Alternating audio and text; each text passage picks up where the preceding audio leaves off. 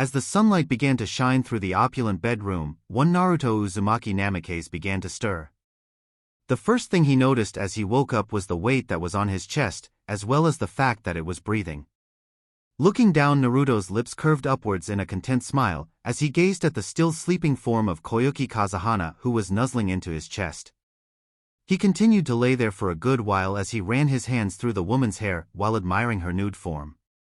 A part of him could not believe just how lucky he had truly become within the recent years, to have not just one, but 4 beautiful women with whom he could share his love and happiness with.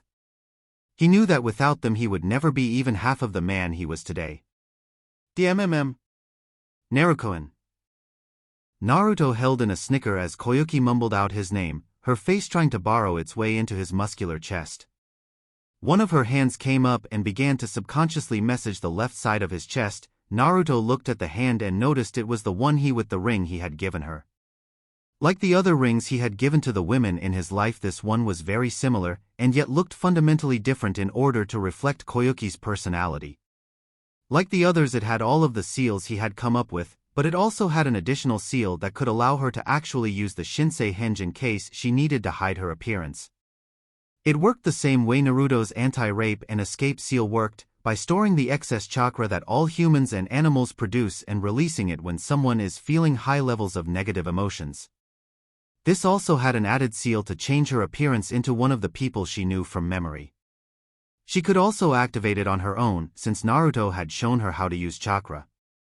Though she only had a civilian's amount, so it was only enough to activate the seals in the ring, but he hoped she would not actually need it.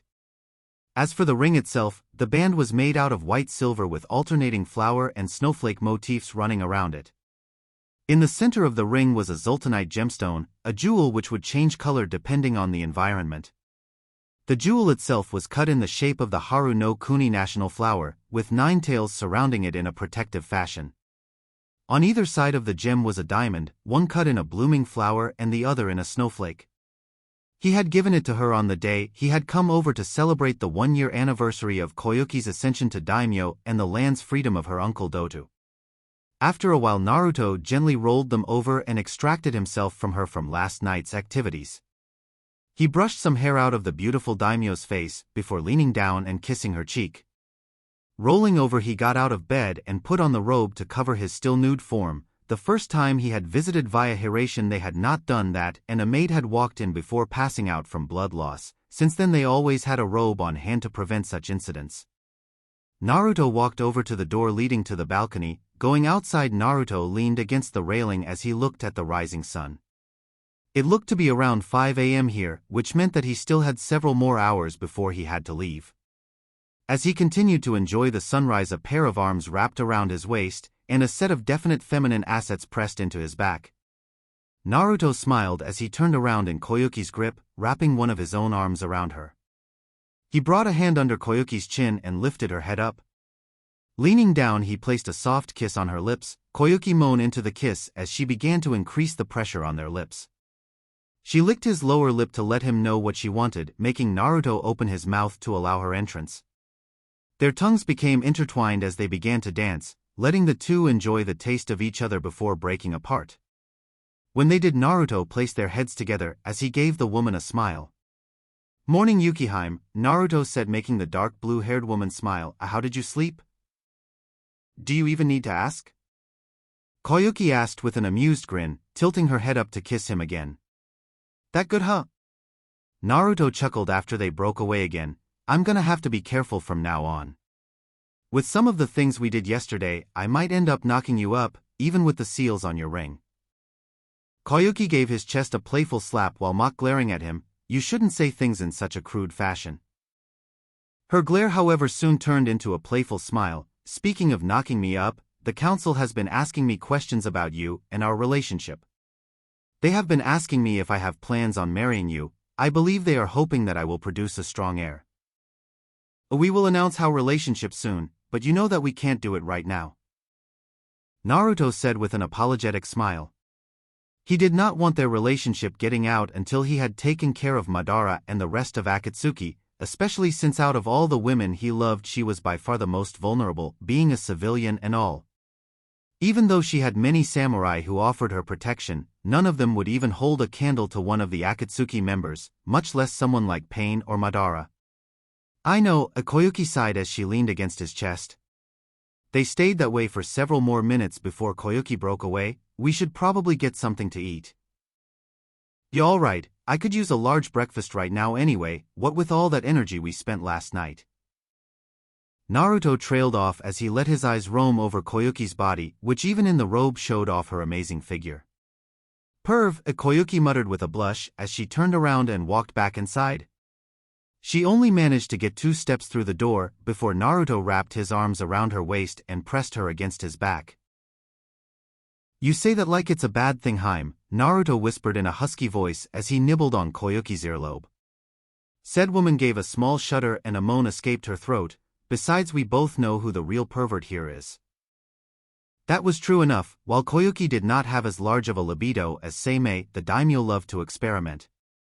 Oftentimes Koyuki would have the two of them role-play out several fantasies she desired to do with him. They had done things like the naughty nurse, a schoolgirl and her teacher, a master and his servant, and what seemed to be Koyuki's favorite, the hero and the princess, though he was sure it was her favorite because of how he really had saved her, like in the movies, twice in fact.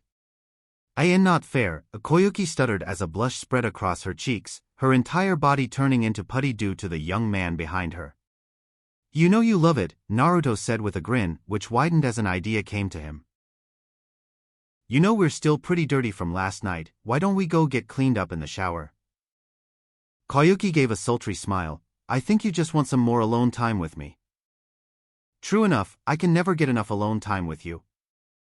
Naruto shrugged as he would never deny he greatly enjoyed spending time with the women he loved. So is that a yes? His answer was when Koyuki spun around in his arms, stripped herself in him, before jumping on him and claiming his mouth with hers in a hungry kiss. Naruto grinned as he caught her by the butt, squeezing her cheeks to earn a low moan from the woman.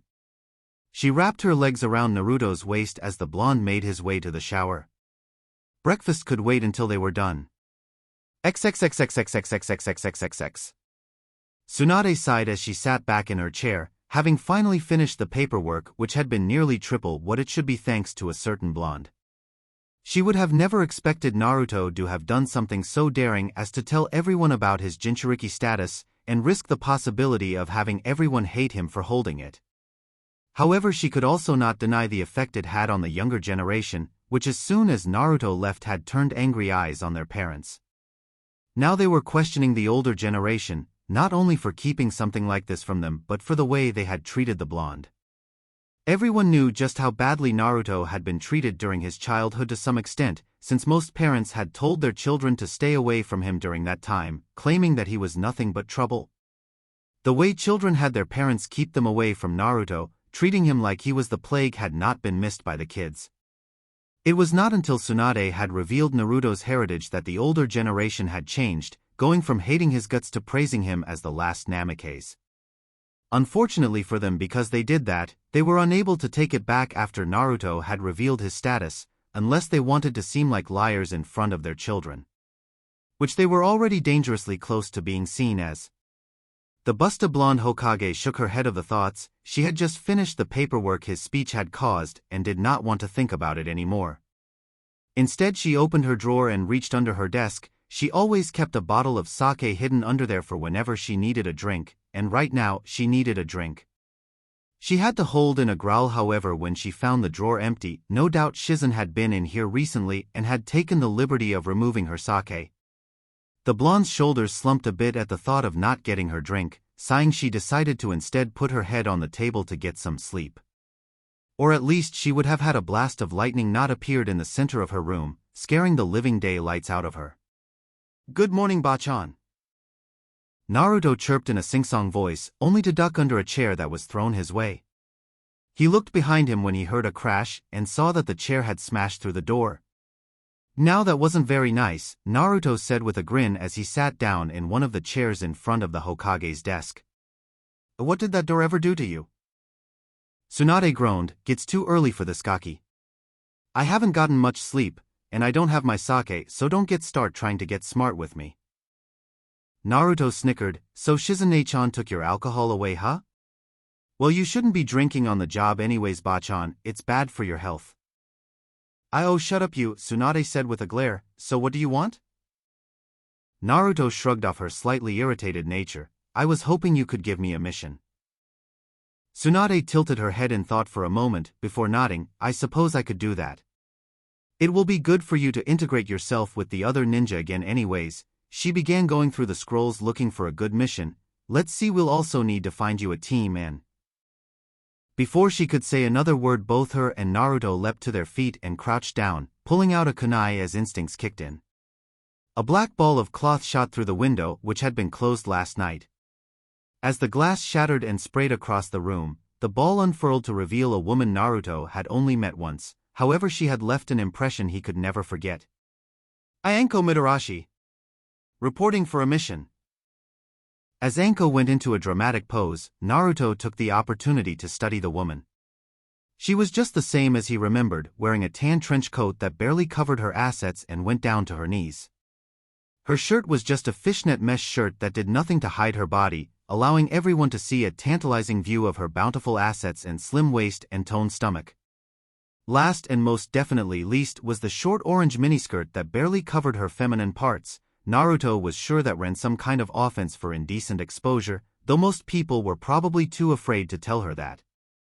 Tsunade's eyebrow twitched violently as she stared at the woman. Anko, how many times have I told you not to come through the window? Anko rubbed the back of her head with a sheepish expression. Well, let's see. I think this makes it somewhere around 300 at least. Almost as many times as I caught the old man reading his porn. Now about that mission. She trailed off as her eyes landed on Naruto and a grin spread across her face. Hello, what do we have here? Anko walked up to him with a sachet to her hips. It's that delicious-looking Namikaze. Do Uzumaki Namikaze actually, Naruto replied with a grin as he decided to play along with the woman. I and you Anko are just the same as I remember you, still a crazy, psychotic and sexy bitch. I owe such kind words, Anko replied with her grin still in place, as she trailed a finger along Naruto's jawline. You know, if I wasn't dating Iruka-kun, I would take you right now for such a compliment.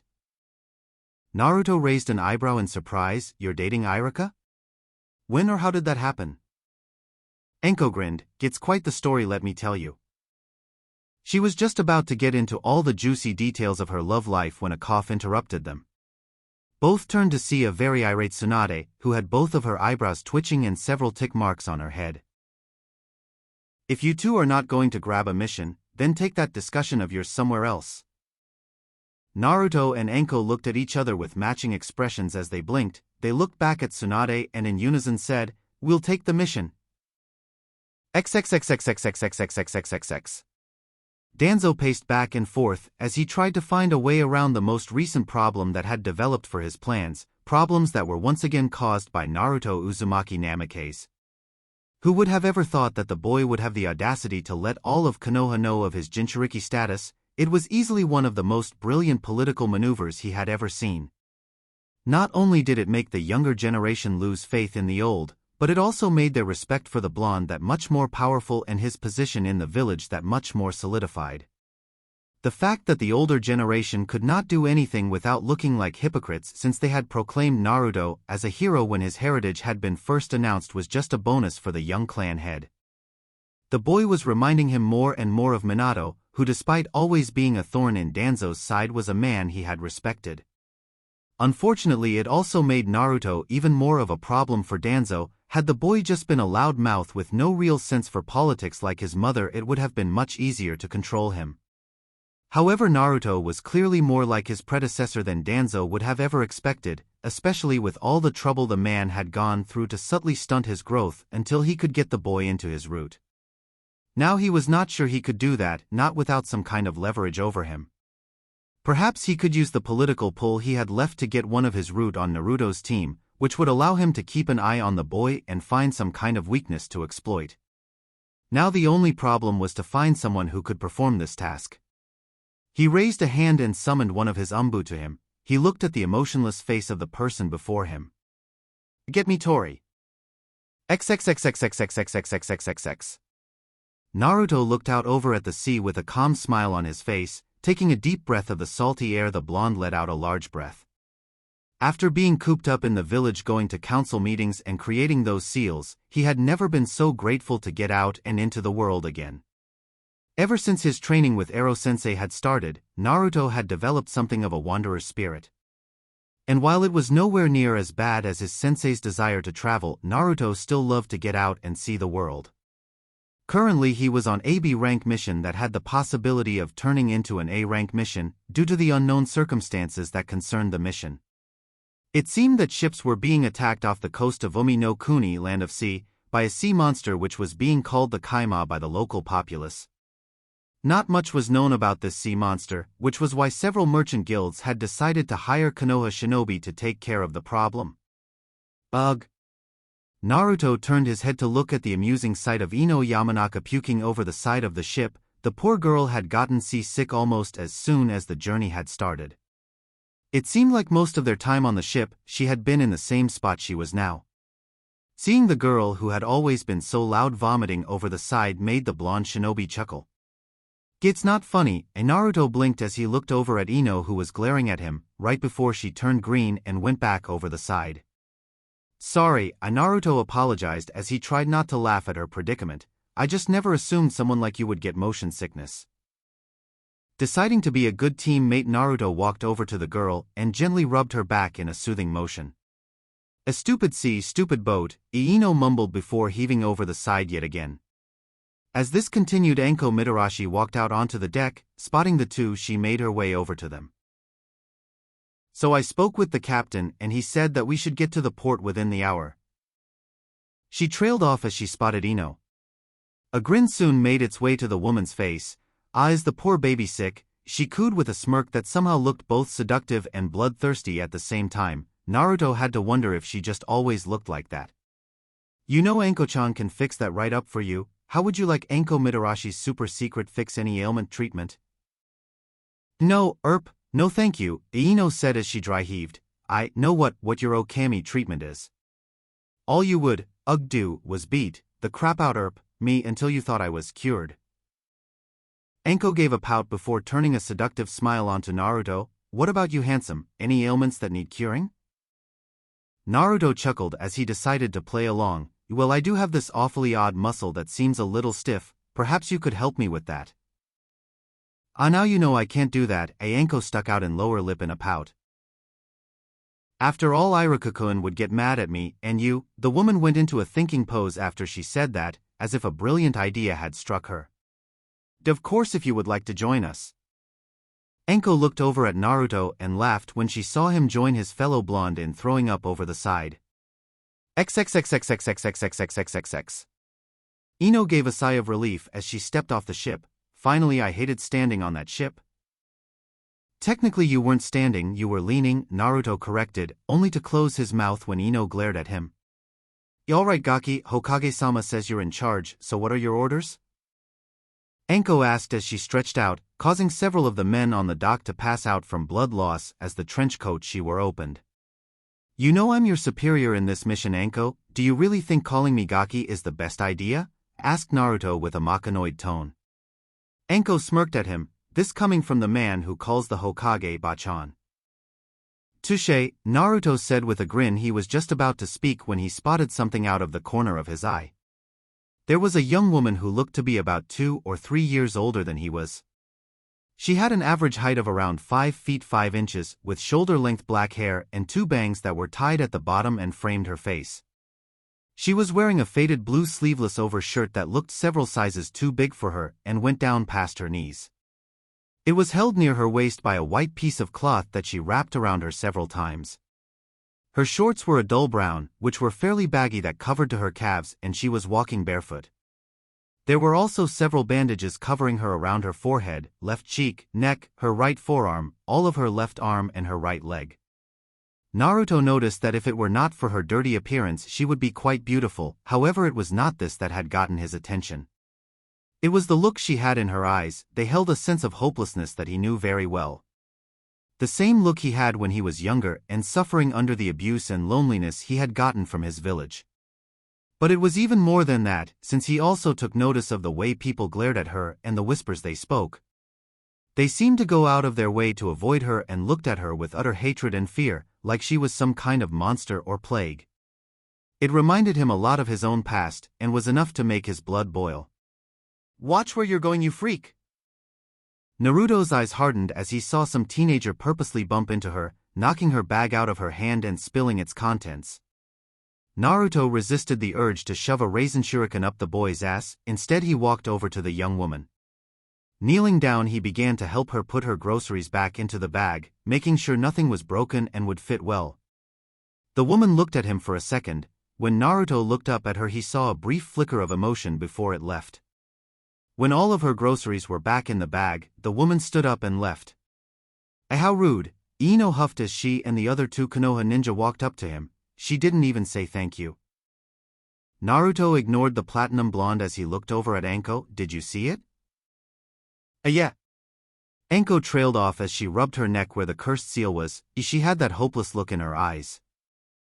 Naruto nodded as he chose to ignore her holding the cursed seal for now. "Shino, did you put a bug on her?"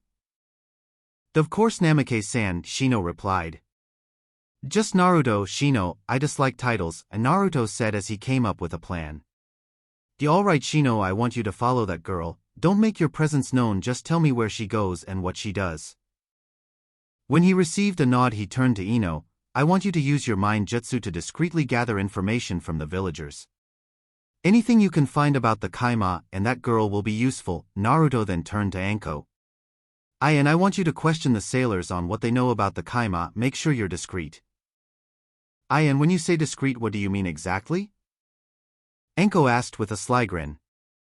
"I want them perfectly capable of walking," Naruto said, causing Anko to pout. "What will you be doing, Naruto-san?" asked Shino. "The Jiraiya has a contact located here, so I'm going to speak with that person and see what they know." Naruto answered. Receiving a nod from Shino, he ordered the three to start moving. In the meantime he would see what he could find out about this kaima as well. XXXXXXXXXXXX. Tsunade slumped in her seat as her eyes stared at the information she had just received. Her eyes were able to see read the information, but her mind seemed to be incapable of computing it. As she slowly began to think coherently, her mind began to stray again as guilt took over. Many thoughts and questions ran through her head. A part of her wondered if this was Kami's way of playing some kind of cruel joke, or perhaps just her bad luck with gambling at work. Whatever the case, what she had just found out was almost enough to make her want to run away from Konoha again out of shame, especially since it meant she had done something that to her was unforgivable. A part of her wondered if Jiraiya knew. If he did, then the pervert would get the most serious beating of his life, worse than when he had caught him peeking on her in the hot springs. Yet at the same time she knew that logically he could not know, however this only compounded on her guilt. She grit her teeth as she wiped away a few tears from her eyes. She could not face this right now. She would deal with it later. Hopefully several years later. XXXXXXXXXXXX. Naruto stared out of the window in his room as he reviewed the information he had received from the members of his team. Most of what he found out would seem useless to a lot of people, but for those who not only went by the old adage of look underneath the underneath, but also took that and looked underneath several more times, the information he had received was more than enough to put most of the pieces together. The first piece of information he had was about the girl, whose name he had found out was Isaribi. Ino had gone through the memories of several of the people here, and found out some useful information about the girl. The first one being that a lot of people hated her in the same way he had been hated in Konoha. Its apparent cause was the irrational hate and fear most humans had of the unknown. Ino had discovered that Isaribi along with nearly 40 other children had all one day disappeared, vanished with not even a trace of them being found. Many people here made up some superstitious claim about it being monsters. Naruto was sure that it was a monster who had done it, just not the type they were thinking of. Then about 5 years later Isaribi reappeared, much to the shock of the people around her. She had also been the only one to actually come back from wherever she and the others had been taken. This had led to the people coming into the belief that she had been transformed into a monster and had come to somehow destroy the village. It did not help that upon her return several ships had been attacked. This led to Shino's discovery when he had followed Isaribi, who lived in a shack on the northeastern coast near a peninsula. There the girl had shown off the ability to transform into a creature that Shino described as very fish-like before taking off into the water. This confirmed that the girl was in all likelihood the Kaima, however it also brought up more questions. Like, why was this girl attacking ships? Naruto had seen in her eyes the hopeless despair and desire for acceptance, so he knew she was not a bad person. This gave him the idea that someone was using her for their own ends, which correlated with what Anko had found. The ships that were attacked always had one of two things that were of value. The first was money or anything that could earn money. This made it rather obvious that someone had some desire to get some monetary gain for some purpose that was obviously illegal, and since Isaribi lived in a shack, Naruto knew it was not her.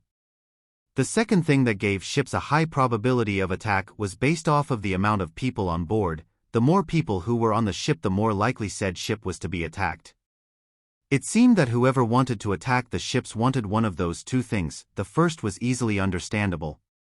However, the second was harder unless one was able to look deeper into several other factors. Factors he had discovered when he had done his own investigations. When Naruto had contacted Jiraiya's informant, he had found out some rather interesting and disturbing information. The first was that about 18 years ago, one Orochimaru of the Sannin had passed through here with Anko. Apparently Anko had been found in a shack on one of the islands located off the coast, with no memory of what happened here. The fact that Orochimaru had come here was cause for concern, and what had led him to the current conclusion on what was happening here. One of Orochimaru's laboratories was still here, and someone was using it. Naruto did not believe it was the Snake Sannin himself. The man had not been seen in this country for over 10 years, so that ruled out the possibility of it being him. However, it could easily be one of the man's subordinates, someone who, despite Orochimaru cutting off all ties with them, had continued the work anyways. All they would need to do now was follow Isaribi and apprehend the person responsible. He was just about to get into bed when a knock sounded at the door. "Come in," Naruto called out, already knowing who it was thanks to his enhanced senses. "What can I do for you, Anko-chan?" Naruto asked. Nothing, just figured I'd let you know that I was unable to find anything else, except that another ship is departing tomorrow," Anko said as she rubbed her seal again. "Has it been acting up?" Naruto asked in a soft voice, startling Anko. Said woman narrowed her eyes as she realized what he was talking about. "How do you know about that?" Naruto snorted. "Anko, everyone knows who your sensei is. It's impossible not to know with the jutsu you use. Anyways, I also remember that Sasuke used it during our fight before he went to go play hide the snake in the trousers with Orochi team." Anko snickered a bit at his name before letting out a sigh, deciding that she had nothing to lose in telling him. "Yeah, it has been acting up recently." "How long ago did this start?" asked Naruto. Anko moved over to sit on the couch, drawing her knees up and wrapping her arms around them as she spoke. "It started around the time we got into Umi no Kuni. I don't know why, but I think it has something to do with some of the memories that have been resurfacing." "What kind of memories?" Naruto asked as he moved over to sit next to the woman, in case she needed to be comforted. "They're not much really, just flashes," Anko said as her eyes glazed over slightly. "Most of what I saw were the silhouettes of people, however I do remember being in pain." Naruto rubbed the woman's back in a soothing manner as she continued to speak. "Other than that, I just remember seeing the team in the dreams. He was telling me something, but I could never hear what it was." "I see."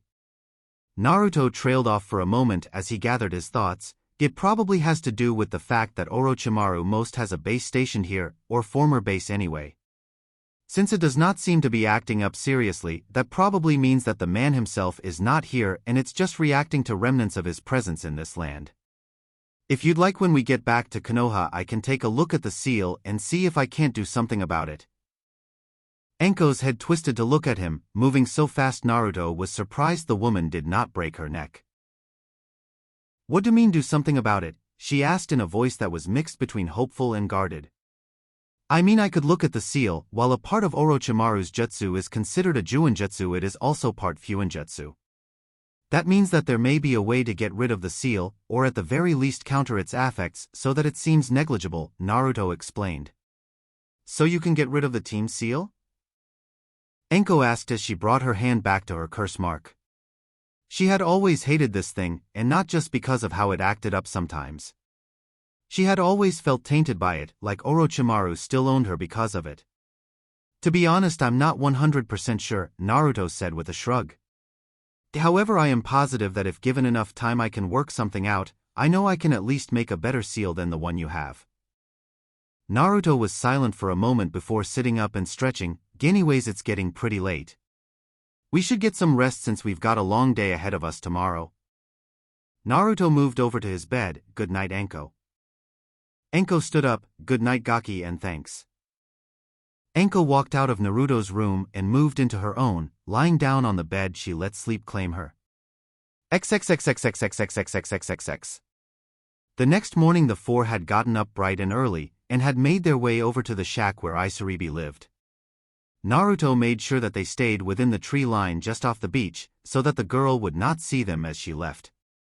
Because of how early they had gotten there, it was a several-hour wait until the girl finally made her appearance. She walked out of her shack and went over to the ocean, which was when Naruto and the others got to see her transformation. She looked like a cross between a human and a fish. In many ways she reminded Naruto of Kisame Hoshigaki. She had light blue scales all over her body, which Naruto saw had spread out from her bandaged areas. Her ears looked like small fins, they had small spikes at the end and looked webbed. Likewise her hands and feet had the same webbed look. Her hair was like a giant fin that spread back, looking similar to hair but scaly and webbed. She looked every part the sea monster with the sole exception of her eyes. Once the girl jumped into the water, Naruto and his team shot off, following the girl. Naruto using his advanced senses and water affinity to feel the current the girl was making while she swam, allowing him to track her to a string of islands. Eventually they got to one of the islands and the blonde shinobi could no longer pick up the currents. He assumed she had gone through an underwater entrance of some kind. He turned to his team to give out orders. Alright, we'll be splitting into two groups, Naruto began as he looked at them. Shino and I will make one group, while Anko and Ino will form another. Be sure to keep your headsets on and inform the others when you find the entrance. Do not try and enter yourselves. Chances are high that this place will have a lot of traps, so it would be better to do this as a group. Anko and the others nodded as they adjusted their headsets. Knowing the team, I would not be surprised if this place had loads of traps. The snake mistress looked at Ino. Come on girlie, let's head out. As the two females left going around the eastern side of the island, Naruto and Shino headed around the western side, moving at a slow pace. Shino was in the front, sending bugs ahead of them to make sure there were no traps or shinobi waiting for them. For a while neither shinobi spoke, preferring to keep their senses on alert and their thoughts focused on their mission. After several minutes Shino perked up. Naruto-san, my bugs have located an entrance on the northern side of the island, Shino said. It is several meters inland. Naruto nodded his thanks as he thumbed his headset. Girls, Shino's bugs have found the entrance. It's on the northern side. If you get there before us, be sure to wait. Over. Agacha, it came the somewhat statusy voice of Anko. We're almost there, so we'll wait for you. Over. Naruto turned off the headset and the two continued on their way. Eventually they reached the northern side where Anko and Ino were waiting for them. The three made their way inland and moved up to the door. Said door was large, at least 15 foot tall and 10 wide. It looked like it was made out of some kind of composite-grade steel, and was most likely very thick, at least a foot if Naruto's estimation was correct. There was also no handle, but Naruto did notice what looked to be grates on the bottom, meaning that the door lifted up rather than swung open. From what he could see there were no trap seals of any kind, but that did not really mean anything. Especially since he noticed that there was a camera currently focused on the group. Anko gave the camera a wave as she tossed it a cheeky grin. So how are we gonna bust this thing down? Naruto frowned as he thought the same thing. He had several techniques that might work. Deciding quickly, he came up with the one that sounded the best to use right now. I want you three to stand back by the beach, Naruto ordered. The other three looked at him for a moment before shrugging and moving back. When they did, Naruto formed a single reinforced Kagebushin and had it hold out its hand, making it form a perfect Rasengan within it. When it did, Naruto began to infuse the spinning sphere of destruction with his wind element, further increasing its power. He had yet to really master this jutsu, as he wanted that being to find a way to throw the jutsu. However, he had come up with an alternative for the moment, if the need to use it ever arose. By using a clone, Naruto could have it use the jutsu while he just stood back. Of course, there was a small weakness in this, since the clone did not have as much chakra as he did. It would not be anywhere near as powerful as the original's attack. About half power would be there all told, still it should be more than enough for the door. A bell-like screech soon filled the air as the Rasengan suddenly turned pure white, and the wind began to pick up around it. For wind blades formed around the white sphere, spinning rapidly and making the entire jutsu look like a large Fuma shuriken. As the wind began to pick up even more, Naruto's Haori was whipped around wildly. The other three ninja looked at the jutsu in shock, having never seen such a powerful and deadly-looking jutsu. The Rasengan was of course well known to everyone, but what they were seeing was utterly ridiculous. When Naruto finished pumping his element into the technique, he stepped back, moving over to where Anko and the others were. Once he reached them, he gave his clone the mental command to go, which it did as it launched itself off the ground on a one-way collision course with the door. Once the clone reached the door, it thrust out his hand, connecting with the door and causing an immediate reaction. Boom! Anko and the others were forced to close their eyes as the area with the door was suddenly engulfed in a large dome. Said dome was at least 20 foot in radius. Large amounts of debris and dust was kicked up, as violent winds threatened to throw the ninja out of the area. They were forced to apply chakra to their feet while listening to the fierce winds howl. When it was over, the ninja who were with Naruto uncovered their eyes and gaped at the sight. Not only was the door completely gone, but so was everything else within a 20-foot radius. A large and perfectly round crater was where the door stood, with the side of the mountain even being round where the attack had hit. As Naruto walked up to survey the damage, the other three simply followed dumbly as they tried to figure out what had happened. "What the fuck was that?" Anko said as she finally found her mind rebooting from the shock. Naruto, who had been looking over the damage, looked back and shrugged. "That was the complete form of the Rasengan," and Naruto said. "A complete form?" questioned Ino. Naruto nodded. "It was only known to a few people, but the Rasengan is an incomplete jutsu. When my father first made it, he had wanted to add his elemental affinity to it, combining the ultimate shape manipulation with the ultimate attack chakra." Naruto made a sweeping gesture. "That is what this was. I call it futon, Rasen Shuriken." Anko gaped at the boy for a minute before speaking. "That's got to be the most overpowered jutsu I've ever fucking seen.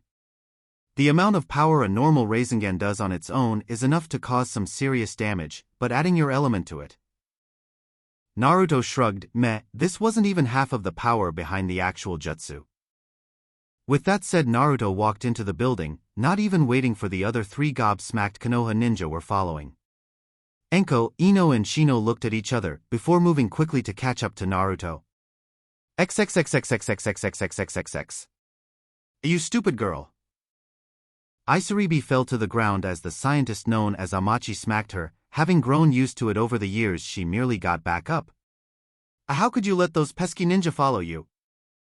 Amachi screeched in an angry voice. Amachi was a very short man, standing at about 5 feet 3 inches in height. He was wearing brown pants, a grown shirt and white laboratory coat. He had beady-looking black eyes, and the top of his head was bald with only a little hair around the sides. Altogether he looked like your stereotypical mad scientist. "I did not let them follow me," Isaribi said. "I didn't see them near me and had only met them once in the city." "I don't want to hear any of your excuses," Amachi yelled at her, before moving over to a computer terminal. "Now I've got to deal with these insects," he mumbled as he typed in keys. Can you handle them?" he asked, seemingly to thin air. Of course," the voice answered as a figure stepped out of the shadows. He was wearing purple clothing, sunglasses and a bandana covering his face. Amachi then turned back to Isaribi. "Come on, you stupid girl, we have to go catch a ship. And don't mess up this time. If you do, I will never give you the cure to turn you back to normal." Isaribi followed the man, with a single tear falling down her cheek. XXXXXXXXXXXX. Naruto frowned as he, Anko, Ino and Shino walked along the hallway, moving slowly just in case there were several traps along the way. The hallway was exactly as he had expected something belonging to Orochimaru to look like. The place was dank, dark and wet. The walls had cracks running along them, and the entire place looked completely run down. However, there was something that had been bothering the blonde shinobi since they had entered. Not once had they run into any traps. Given who this base had once belonged to and the fact that it was still occupied, Naruto would have expected some traps or enemy shinobi at least. Yet so far nothing had happened to them, which made Naruto assume that there would be an even more dangerous trap waiting for them at the end. "Man, this place is so creepy," Aino said with a shiver. Naruto resisted the urge to roll his eyes. What did you expect from a place like this? Bright colors on the walls and cute fluffy bunnies. No, Ino said as she glared at the blonde. I'm just making a comment. Yamanaka-san, you may want to keep your voice down, Dishino said. As we are in enemy territory, it would be unwise to speak so loudly. Ino huffed but remained quiet as they continued to walk. They eventually reached the end of the hallway and found out that their path was blocked by yet another door. This one was the exact same as the one outside. After checking the door to make sure there were no traps, Naruto tried to figure out which jutsu to use to get past. He could not use the Raisin Shuriken for this. If he did, the whole laboratory might collapse if there were any important support structures in the wall. Making a decision, Naruto unsealed Susanoo and got into a Batojutsu stance, with his knees spread slightly apart and bent. Taking a deep breath, Naruto unsheathed the blade and made several slashes. All the other three ninja could see were flashes of light. When finished, Naruto sheathed his blade with a resounding click. The door then fell into 16 even cuts. Naruto looked back at his companions to see them gaping at him as he resealed his sword. The wonders of wind chakra, Naruto said in answer to the obvious question of how he had cut the door down. Wait, Ino said as her mind kicked back in. If you could have done this, why didn't you do that with the other door? Naruto blinked for a moment. That's a good question. He shrugged. To be honest, I didn't even think about doing things this way until just now. With that said, Naruto walked in, ignoring the two face-faulting females and the buzzing noise coming from Shino. Stepping into the room, Naruto let his enhanced vision scan the area. It was still too dark to see everything, but what he did see was not good. All around the room was what the blonde assumed was standard laboratory equipment. Several computers were located throughout the room. Monitors held above them, showing various sets of data on what looked to be the same experiments as Isaribi. The thing that Naruto noticed the most and got his blood boiling were the tubes that were behind the computers. Each tube was filled with some kind of liquid that was glowing a dark green color, as well as what Naruto knew was a human. Or at least what had been humans. Now they were beings that had been experimented on and twisted to the point that they were only recognizable as humans by the standard bipedal shape. Many of the creatures looked similar to Isaribi, with scales of varying colors, clawed and webbed hands and feet, fins running out of their backs and on their forearms. Seeing something like this was enough to make Naruto sick, and judging by his companions' expressions, they felt the same way. Spread out and look around, Naruto ordered as he shunted aside his anger. However, do not touch anything. We have no clue if any of these things have traps on them. As the other three took a look around, Naruto went over to one of the tubes. Looking at the creature inside, he could see that it looked the closest to Isaribi. Naruto looked at the monitor that had the information scrolling down. He could not understand half of what was on there but hoped that Tsunade could. Naruto placed a hand on one of the seals on his chest and channeled some chakra through it. There was a small puff of smoke, and in his hand was a small rectangular device. It was a new form of technology that had not even reached the markets yet. He had gotten it from one of the scientists that Koyuki had working on producing different technologies, one of the many benefits to being secretly engaged with the beautiful daimyo. It was called a USB drive and worked by cracking, downloading and compiling knowledge found on computers such as this. Naruto had no clue how the thing actually worked, but he knew it was designed to easily download and access data, or transfer it to another computer. Plugging the device into one of the slots on the computer, the blonde watched as a bar appeared in the center of the screen and slowly filled up. Awache doing gaki? Naruto turned his head to see Anko looking over his shoulder. Turning back to the display monitor, he shrugged. I'm downloading the data from this computer. This, Naruto pointed to his drive. Is some new technology one got when I was in Haru no Kuni, and is designed to download information so that I can look through it later. Hopefully we'll be able to find out something useful about whatever the hell the person working here was trying to achieve, maybe even some information on Orochi team. So you got that in Haruha? Enko asked with something of a lecherous grin. It was this before or after you made that porno with the daimyo? You know I've got to hand it to you, Gaki, you've got some pretty big balls to do something like that. I've also got to thank you for all the material you gave me and Iruka-kun. I really don't want to hear about your sexual life with my brother figure Anko, Naruto said with a sigh. The device gave a soft chime to let Naruto know it was done. He unplugged it and turned to the others in the room. Alright you guys, it's obvious whoever was here has left for the moment, so let's get out of here and plan our next move. Ino and Shino came over to them and they began to walk back towards the entrance. Before they could even get within 2 feet of the exit, the floor dropped out from under them. XXXXXXXXXXXX. Naruto groaned as he stood up. While the fall was not enough to kill any of them, it had still hurt quite a bit. He looked over at the others to see that unlike him, they had not been able to land on their feet.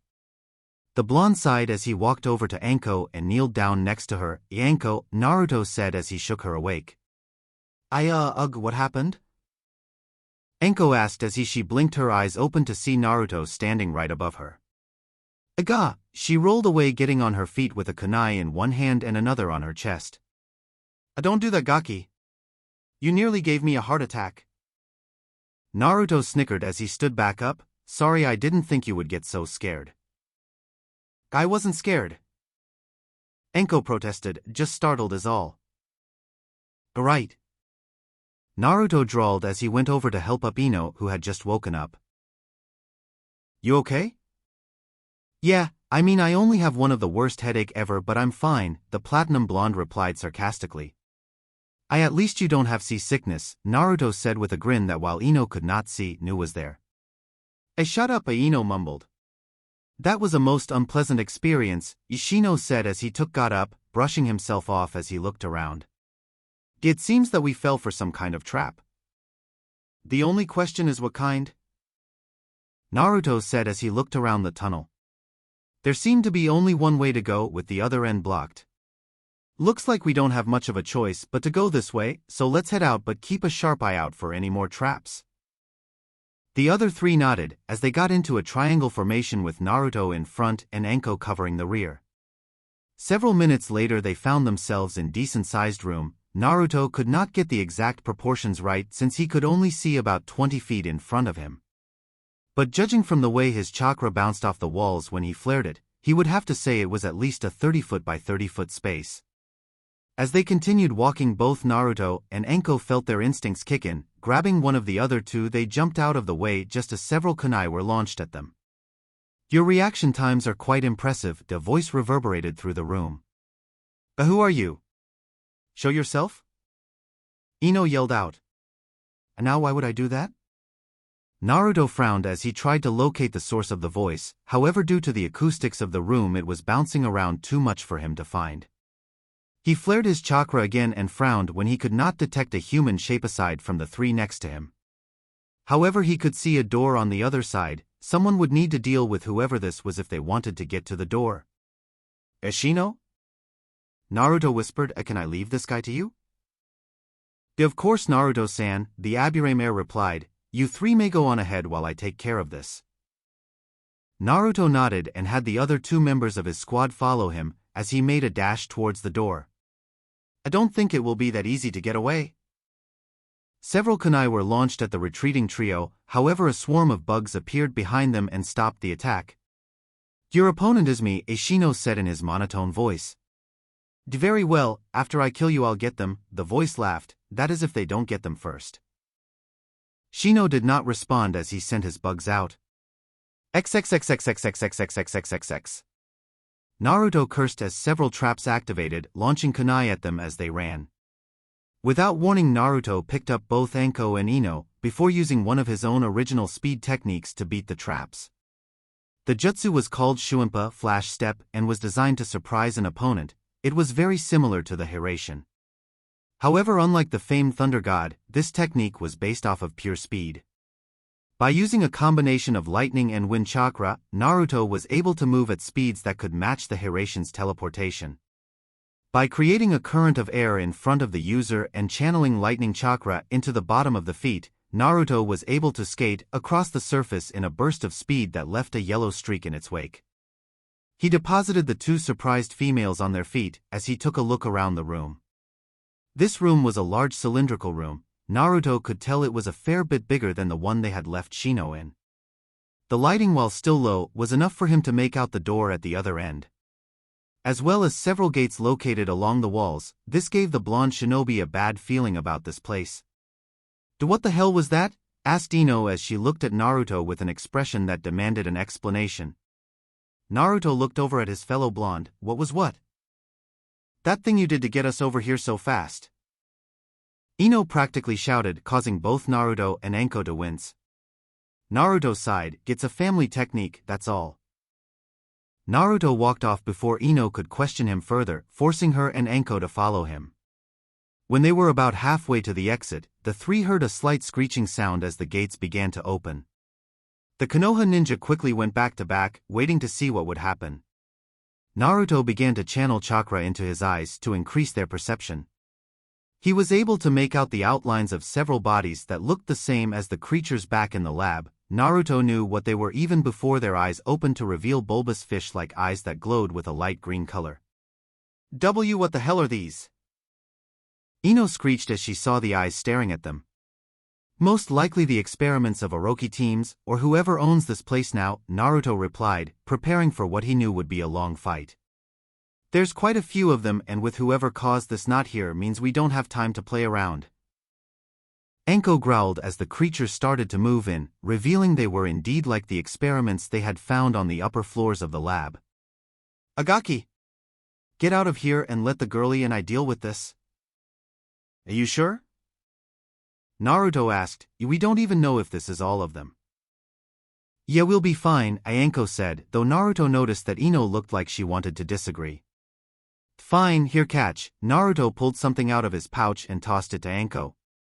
Said woman looked at it for a moment before her eyes widened. "If you need help, don't be afraid to call." With nothing left to say, Naruto shot off the ground in a burst of speed. Moving towards one of the creatures that was blocking his path, in less than a second he had formed a Rasengan in his hand and shoved it into the creature's head. He ignored the explosion of gore as he ran through the opening, heading out into the tunnel. "Now that the Gaki's gone, let's have some fun," Enko said as she flicked a kunai in her hand, moving it to her lips and licking it. "What do you mean fun? Can't you see we're surrounded?" Ino yelled. She was seriously beginning to regret going on this mission. XXXXXXXXXXXXX. Naruto jumped and spun his body in midair, allowing the kunai that were launched at him to fly past. Landing on the ground, he rolled to his feet, before putting on a burst of speed just as several kunai shot out of the walls. This entire corridor was a death trap. It seemed that whoever owned this place had put all of his traps in one spot. No doubt hoping that if someone managed to get past the creatures, they would be too tired to get past these traps. Naruto jumped and flipped onto the ceiling as the spikes shot out of the ground, jumping back down just as more came out of the ceiling. Naruto was close enough now that he could see the end of the tunnel, which was once again covered by a door. Naruto's mouth compressed into a thin line as he continued to dodge traps and swiftly decided on what jutsu to use. He began to channel chakra into his hand, forming the Rasengan once again. However, rather than go with a standard one, he began to increase the chakra output, making the jutsu much larger than normal, at least 3 times the size of a standard Rasengan. Acting on instinct, Naruto formed a Kage Bushin behind him, who shot out his hands and launched a blast of wind at the blonde who had jumped into the air. Forming an air current in front of him, Naruto stuck out his hand, allowing the Oodoma Rasengan to hit the door, blowing the entire thing off its hinges and flying several feet away, hitting the water outside with a loud splash. Naruto sighed in relief as he got outside. Turning his head, he noticed that he was on another island entirely. It did not look like there was a way out, as all he could see was a large coral reef. Naruto walked onto the water and moved towards the farthest point. He soon dove down in the hopes of finding an exit. Luckily, it looked like there was one at the bottom of the reef. Swimming down to it, Naruto exited the area and swam back up. He got back on his feet as he stood above the water. As he looked around he realized he did not have a clue on where to go to find whoever they were looking for. With a sigh Naruto put on a burst of speed and decided to head back to port. XXXXXXXXXXXXX. Shino used his Kakai bugs to block the kunai that came his way. When the barrage ended he sent them out to attack whoever threw them. Only to find that no one was there, right as another barrage of kunai came at him. This time rather than use his bugs, Shino took out his own kunai and began to block and dodge the attacks. At the same time he sent his bugs over to where the attack originated, only to frown as he once again came up with nothing. The Aburame heir knew there was no way this person could be fast enough to escape his bugs like this, which meant that all the places he was sending them to never had his enemy from the start. The logical conclusion to this meant that whoever his enemy was, had some way to activate the traps without actually being there. However, he was sure his enemy was still in this room. The man had been taunting him for a while now to try and make him lose his cool. Shino decided it was time to use a different approach. As he continued to dodge and block the kunai, the bug user called all of his Kakai back to him. Then Shino sent out his female Kakai beetles, ordering them to spread throughout the room in the hopes of finding the location of his attacker. For a few minutes they continued to search but found nothing. It was 17 minutes later that one of his Kakai began to emit the powerful pheromones that sent his male bugs into a frenzy. He soon let them loose, allowing them to swarm over to one area. A scream began to emit from that spot, as the bus found who Shino had been looking for and began to suck him dry. Shino did not even pay attention as his enemy dropped to the floor dead, instead choosing to head towards his companions had gone. XXXXXXXXXXX. Naruto stopped his run as his enhanced senses heard what sounded somewhat like explosions. Channeling chakra to his ears, Naruto tried to pick out the location of the noises. They seemed to be coming from the southwest. Looking over, Naruto channeled chakra into his eyes. When he did, he saw two transformed fish-like people attacking a ship. Naruto recognized one as Isaribi, who was actually just standing there. The other he did not know, but was going to go with the assumption that he was the scientist who made Isaribi what she was. Not wasting another minute, Naruto shot off towards the ship, leaving a crescent wave in his wake. XXXXXXXXXXXX.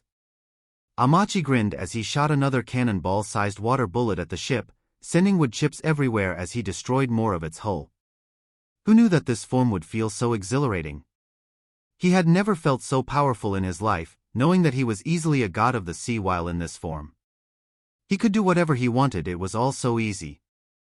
Had he known this, the man would have started to use this form a long time ago, rather than just have that simpering little girl do this. Speaking of her, the bitch wasn't actually helping him.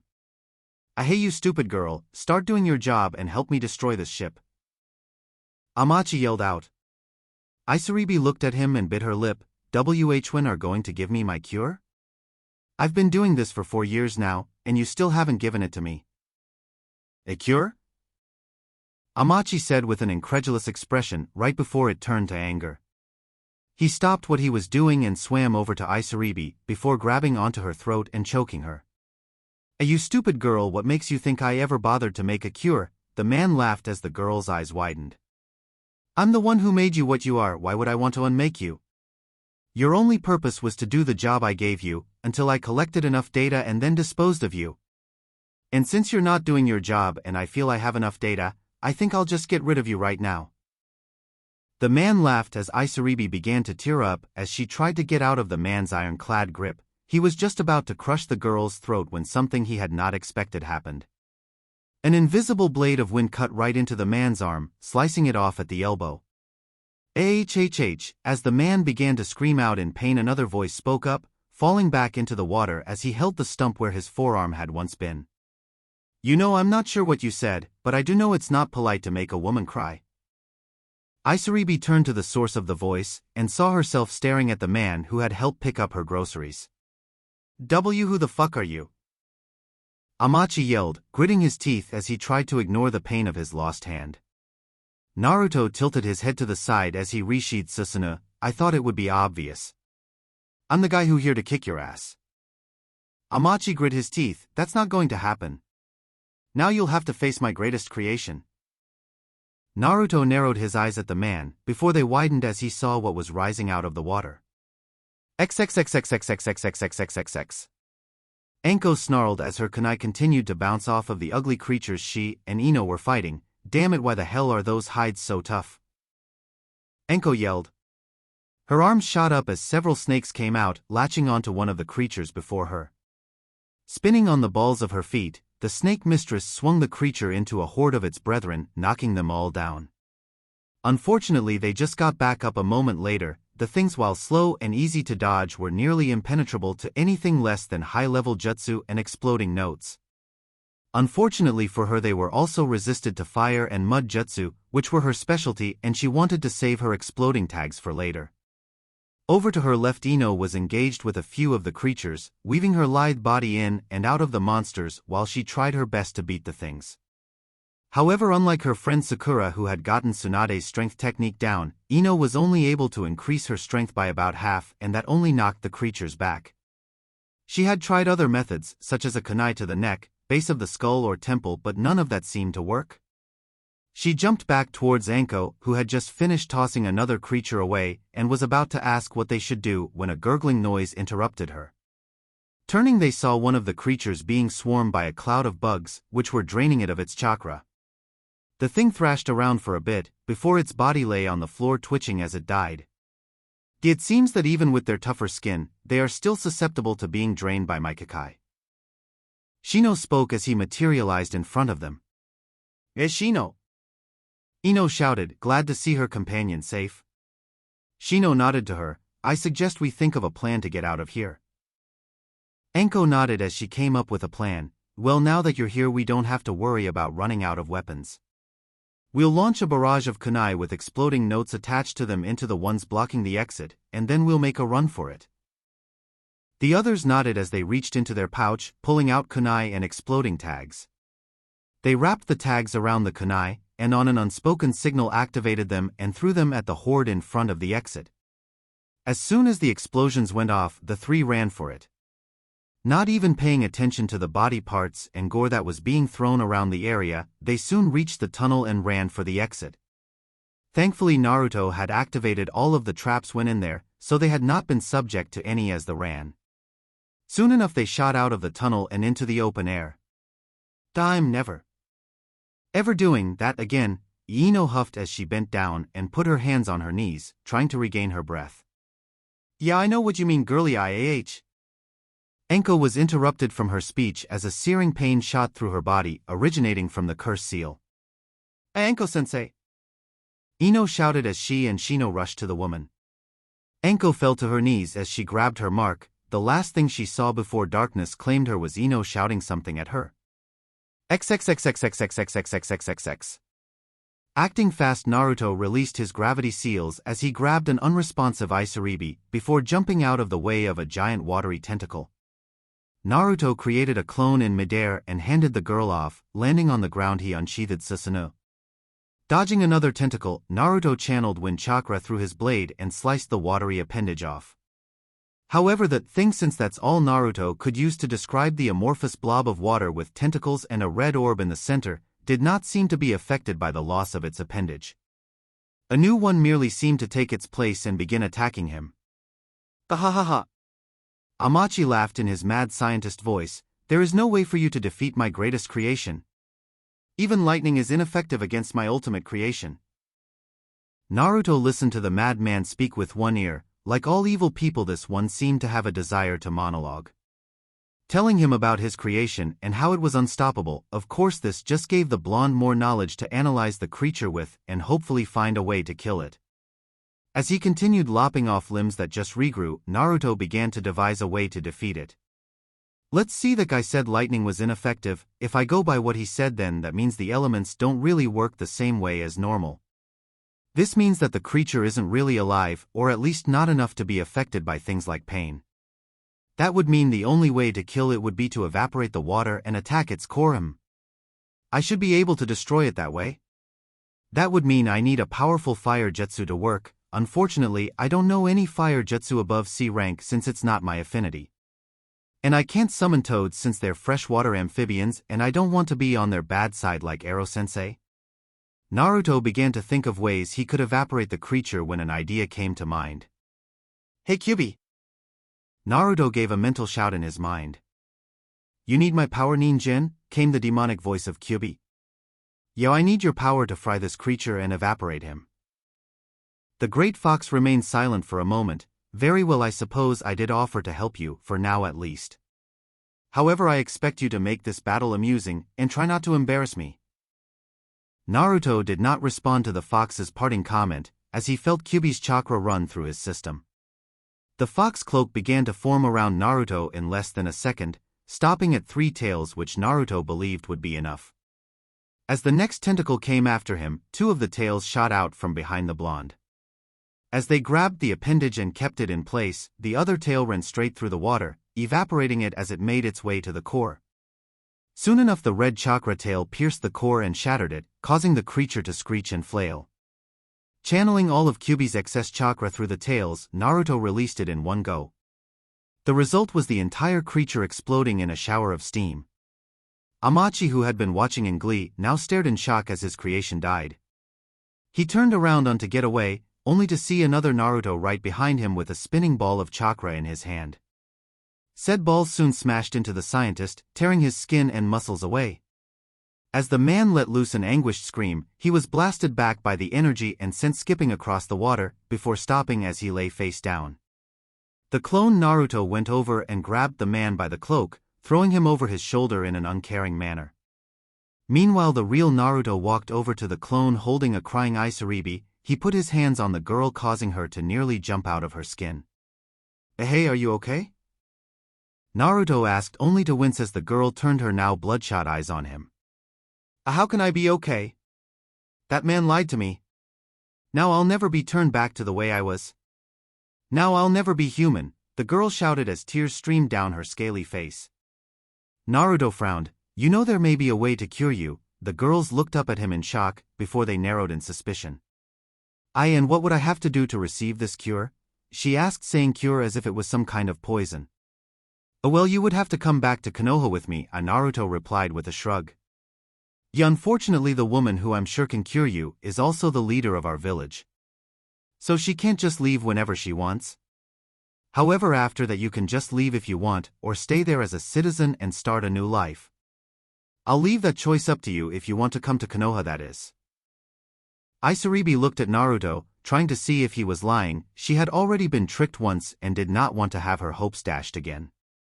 After several minutes her shoulders slumped. Even if he was lying, she did not really have much of a choice but to go with the blonde man. Okay, I'll go, she said in a soft tone as she changed back to her normal form. Naruto nodded. Right, well, now all we have to do is wait for my comrades in. Naruto. Both Naruto's and Isaribi turned their head to see Ino and Shino running towards them. The blonde frowned when he did not spot Anko. He soon realized that the reason for this was because she was being carried on Shino's back, unconscious. Naruto ran towards them, stopping in front of the two. He looked at Anko, who was muttering incoherently in her sleep. What happened? Naruto asked in a worried tone. We don't know. Ino said. We had just managed to get out of that creepy place with the fish people, when Anko just started grabbing her neck and passed out. Naruto looked over at Shino, who nodded in agreement. Sighing, Naruto gave them his orders. Alright, I want you, Shino, to head back to the hotel and get Anko to the bed. Ino, you can escort my clone and Isaribi to the hotel as well. If they deny you access, you may threaten them, since I have placed the girl under my protection. I'll go over to the dock and tell the people there about this ship and that they need assistance. After that we'll leave. Understood? Yes/okay, the two said as they moved off. Naruto cracked his neck as he too headed off, glad that the mission was for the most part over. XXXXXXXXXXXX. Pain. That was all she felt as she lay there face down on the floor. It was like an acid dripping through her entire body. She felt as if it was eating her from the inside out. No matter what she did, it would not go away. Well, it seems one survived. Despite the agony she felt, she looked up and spotted him. The pale face and snake-like yellow eyes were unmistakable. She knew that face anywhere. It was the same face as the man whom she had admired most, the man who had taken her in and taught her everything she knew. The same man who had been like a father to her, and the same man who had taken her trust and betrayed it. Kokoku, I'm surprised you survived, Anko-chan, but then again you are my apprentice. The man hemmed for a moment before shrugging. Still, it seems as if your usefulness is at an end. He turned around to leave, but stopped when a hand gripped his leg. Wait, Anko said as she grit her teeth. The man turned around and looked into Anko's eyes as she spoke. Why? She asked as she tried to understand why this man would betray her so. Why are you abandoning me? Ikukuku, Orochimaru laughed at her as he leaned down, gently caressing her cheek as if nothing bad had happened between them. Because my dear Anko-chan, you lack the desire for power. The man paused for a moment before he smiled. Still, the fact that you survived is impressive. Maybe you're not so useless after all. He stood up and offered his hand to Anko. After a minute of staring at the hand, Anko growled and knocked it away. Now that she knew what this man had done, she wanted nothing to do with him. Orochimaru just gave his snake-like laugh. Very well, Anko-chan, if that's your choice. He turned around and walked away, shutting the door and casting out the light as Anko let darkness claim her. XXXXXXXXXXXX. Ugh. Anko slowly opened her eyes, adjusting to the light as she tried to find out where she was. It was obvious she was in a room on some kind of bed, and judging by the swaying the room was making she was in a boat. She was just about to sit up when a voice called out to her.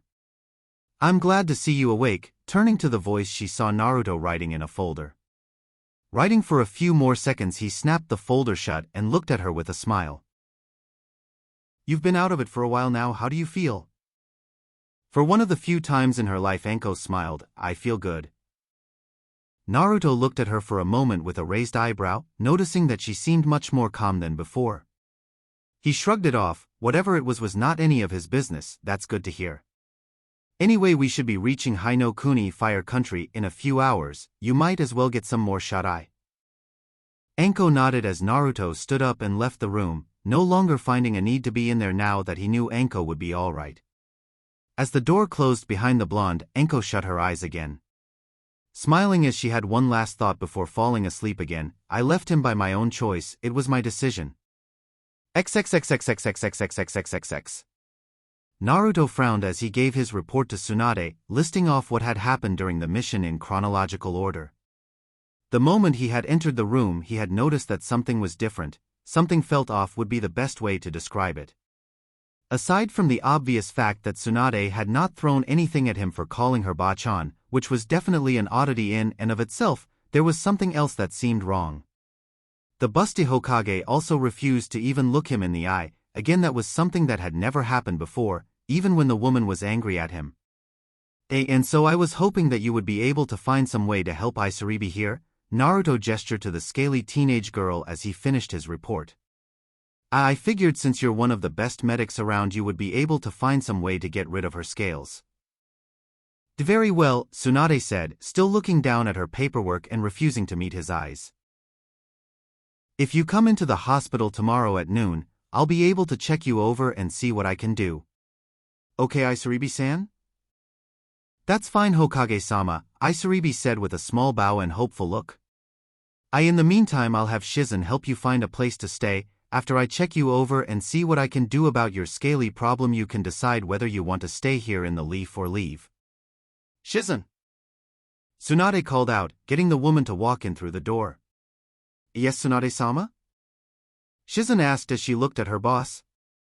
I want you to help Isaribi-san here find a hotel for the night. Naruto has told me that he will be paying, so you don't need to worry about cash.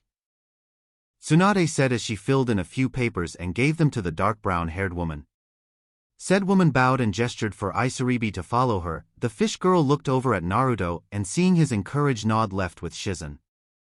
The other three ninja left after them, now that the report was over, leaving just Naruto and Tsunade. For a moment Naruto said nothing before deciding to take the plunge. Tsunade, is something wrong? Tsunade hid her wince at being called by her name. Naruto only ever called her Tsunade when he was being serious or heartfelt. She knew which one it was right now. No, nothing's wrong. Why do you ask?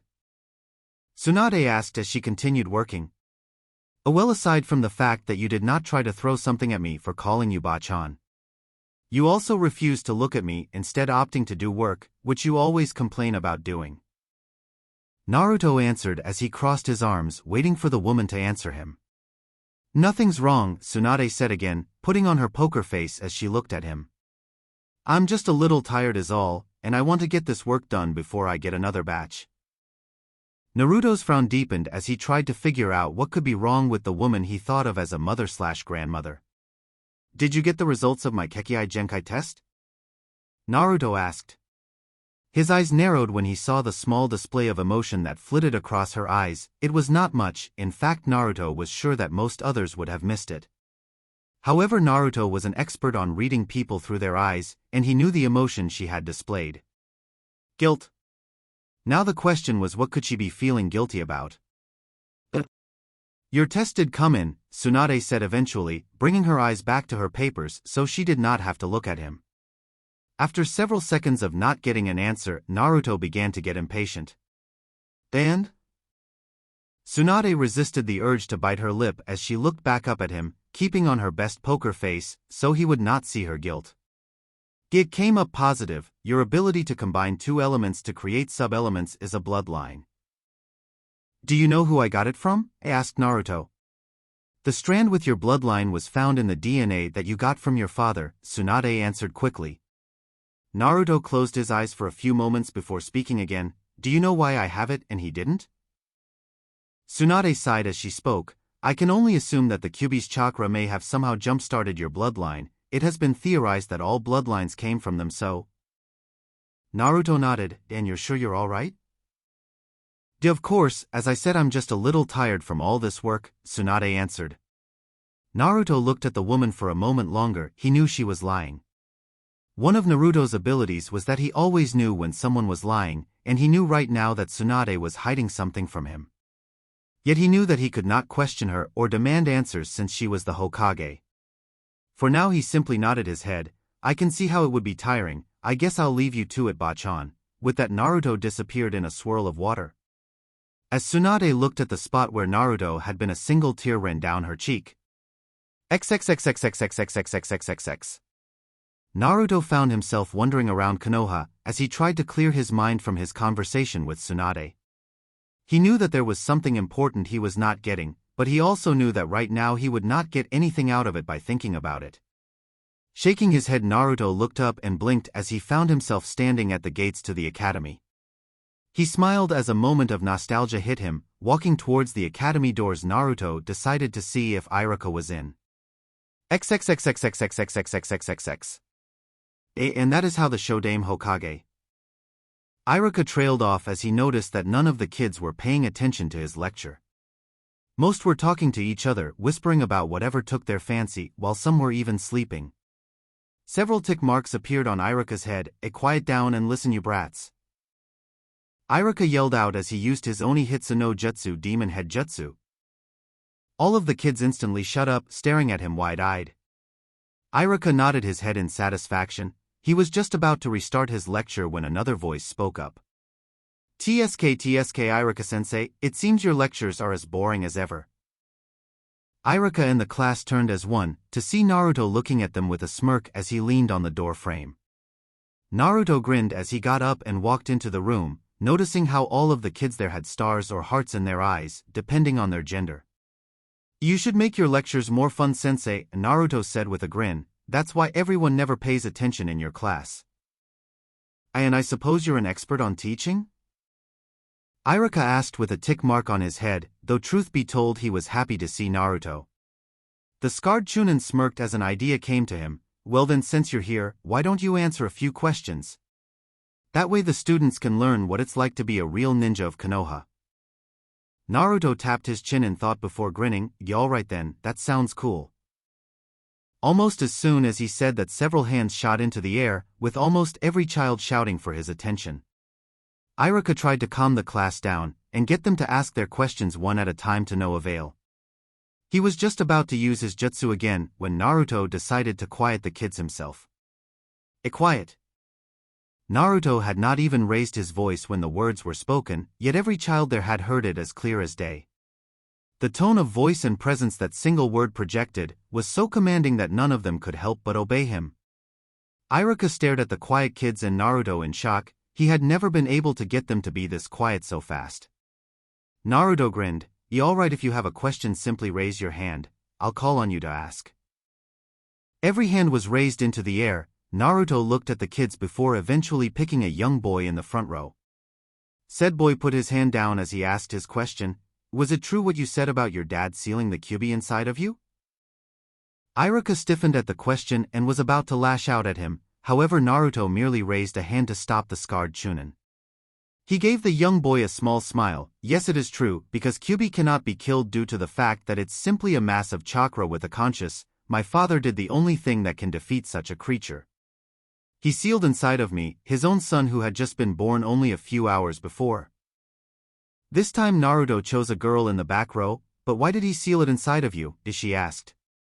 Naruto ran a hand through his hair as he spoke. "To be honest, I don't know. I am unsure if he just chose me because I was the only child available, or if there was some other purpose. But if you were the leader of your village, could you really ask someone else to sacrifice their own child in such a way?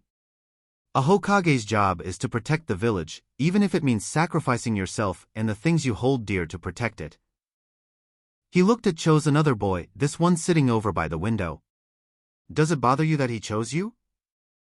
"For a while it did," and Naruto replied with a shrug. "You have to understand that until I had turned 12 I never even knew about the kyuubi. It was only when a traitor had tricked me that I found out. He had told me about the kyuubi being inside of me and how a law prevented anyone but me from speaking about it. In fact, if not for Iruka-sensei here, that man would have killed me." Several of the kids looked over at Iruka as Naruto spoke. "For a while after that I did blame my father. How could I not? I had no clue why he had chosen me. In fact, I did not even know he was my dad until a year and a half later. But it doesn't affect me anymore. I know that if there was another way he would have done it. To be honest, I'm glad he chose me, since it means no one else has to suffer like I did." Many of the kids stared at him in awe, while some of the girls were actually crying. Naruto smiled as he chose another child. XXXXXXXXXXXX. "Gah!" Naruto said sighed as he finished gulping down the broth from his Ichiraku ramen. "And now that hits the spot, sensei?" Naruto asked as he turned to Iruka. Said man just looked at Naruto and the 32 bowls in exasperation. "You know, despite how much you've obviously matured, it seems that some things never change." Naruto gave the man a grin. You know the old saying, if it's not broken, don't fix it. Besides, I don't eat ramen nearly as much as I used to. I've got to make up for lost times." Iruka simply laughed as Naruto inhaled another bowl of ramen. "I suppose it does." "Now," Naruto said as he set his last bowl down, thanking a blushing Ayam before turned a mischievous grin on Iruka. "Why don't you tell me how you and Enko got together?" the blonde asked in an innocent tone. Iruka choked on the noodles he was eating, causing Naruto to laugh while he blushed in embarrassment. You see it was, Naruto chuckled at seeing the man with a beet red face, as he stuttered over his worse than a certain Hyuga used to. "Wow, Iruka-sensei, I don't think I've ever seen you so flustered." Iruka scowled for a moment before sighing. "I suppose I could tell you, it actually started when I found her at the bar completely drunk." XXXXXXXXXXXX. Omake, repercussions of a writer PT1. Naruto sighed as he exited the council chambers. He was seriously beginning to regret taking his clan position. Having to sit through these meetings were so boring. Seriously, why did he and the other shinobi have to put up with listening to whiny, bitching council members who don't know their head from their ass? The blonde sighed as he made his way home. If this kept up, he might just go missing ninja, since at least they had freedom. The blonde shinobi paused in his walk as he heard an odd rumbling sound. Turning around, Naruto paled at the sight before him. Running towards him was what Naruto could only consider to be a horde, but not just any horde. No, this was a horde of rabid, raving fangirls. Women ranging from the ages of 12 to 35 were stampeding towards him, a look of absolute lust in their eyes. Naruto even saw some of them quite literally foaming at the mouth as they neared him. "There he is, girls. Let's get him. Come here, Namikaze-sama. Please sign my book. Sign my chest. Let me have your babies." It was that last sentence that snapped Naruto out of his fear-induced stupor. Knowing what awaited him if they caught him, the blonde did the only thing he could do. He ran like a bat out of hell, disappearing in a cloud of dust with the fangirls in hot pursuit. It was the day after Naruto's mission to Umi no Kuni, and the blonde once again found himself in the hospital. Most people would consider this to be odd for the Uzumaki Namikaze clan head, especially since neither of the times he had been in here was he injured. Said blonde was searching the cabinets, while cursing the unhelpful nurses who don't put bottles and medicine in alphabetical order. Finally he found what he was looking for, a powerful herbal pill that would numb all pain for 1 hour. Turning around, Naruto made his way over to the bed, where the entire reason he was here was, or perhaps who would be more accurate. Anko Mitarashi was currently sitting on the bed, with both her trench coat and fishnet shirt off, allowing her curvaceous figure to be completely unimpeded. She was the reason Naruto was currently at the hospital for the second time within 2 weeks, without actually having an injury. Naruto had promised to look at her curse seal the moment he got the chance, which Anko had jumped at when she had found him and Iruka eating at Ichiraka's the night before. Said scarred Chunin instructor was sitting right next to Anko with one of her hands in his.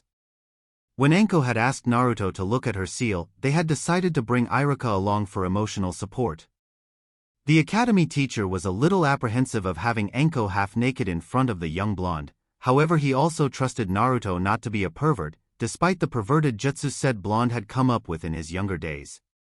"Delight Anko, I want you to take this pill," Naruto said, handing her the pill as he explained what he was going to do. After that I'm going to take off the binding seal on the cursed mark that keeps it in check. What I need from you is to activate the seal so that I can see it in its entirety.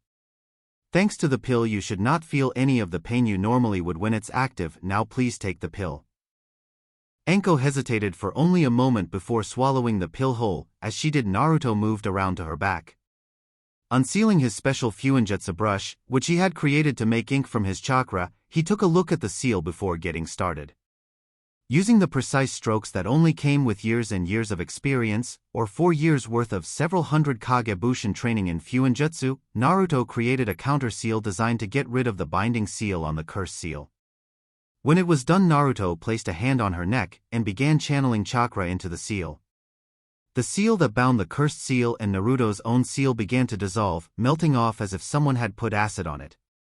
Once the binding seal was completely gone, Naruto got down to the next step. "Anko, please release the cursed seal." Taking a deep breath, Anko began to channel her chakra and her negative emotions for her former sensei into the seal, causing the black flame-like marking to spread out from the center of the mark. Naruto watched as they spread and waved about as if alive. It was exactly like when he had seen Sasuke use it. When it was done, Naruto went to work, pulling out a blank scroll as he began to copy what he saw. For about half an hour, Naruto's brush strokes and Anko's breathing were the only thing heard in the room, as Naruto moved from her back to her front. Drawing out the seals in a circular pattern along the paper, making sure that he had everything right by double and triple checking his work. Once he was satisfied, Naruto spoke again. "Alright, deactivate the seal." With a nod, Anko began to call the cursed seal back, letting it retract from her skin in much the same way it came. Once she did, Naruto, who was behind her again, began to apply a more advanced binding seal than the one she had on. This one was actually based off of Naruto's own 8-trigram seal, which held the Kyuubi at bay. Naruto had been able to find a way to modify it in order to contain the seal on Anko, making the binding seal many times more powerful than any other in existence. After all, if something is designed to contain a bijou, then containing human-created powers are nothing. "Alright," Naruto spoke with a sigh of relief. "It's all done. That seal should keep it from even twitching until I can find a way to get rid of it." Naruto came back in front of the two as he rolled up his scroll, putting it into his pouch where it was sealed into a containment seal. He looked at the two and gave them a smile. "Now then, why don't you guys just enjoy yourself? I should be able to find a way to remove within the month." "Confident, aren't you, Gaki?" Anko asked with a grin, though one could see she really hoped that what he said would be true. Naruto grinned. "I think I've got a right to be confident. After all, Ero-sensei even admitted I'm better than him with fuinjutsu." "Abaka! Don't insult the Sannin with such disrespectful titles," Iruka scolded, though it was rendered ineffective by Anko's laughing. Naruto grinned. "I just call him as I see him, and any man who can call themselves a super pervert without shame deserves such a nickname." Anyways, I'm gonna go see Bachan and see if she's got a mission for me. Naruto left the room with a red-faced Iruka and a madly cackling Enko. Making his way outside, Naruto headed off to the Hokage Tower. Along the way he made sure to pay attention to how the people around him reacted to his presence. As his speech had intended to do, nearly all of the generation his age and younger were looking at him with no small amount of awe and respect. It had been one of the few reasons he had announced his status to the village. Because those who were too young to remember the Kyuubi's attack or not born yet had an unbiased opinion of what had happened so long ago. Without the hate and fear clouding their mind as many of the older generation had, they were able to make a more informed decision on his revealed Jinchuriki status. It also helped that the adults had dug their own grave, telling their children to stay away from him and then proclaiming him as a hero and the last Namikaze. They could not afford to call him a monster after that, since it would be the third time they went back on their word.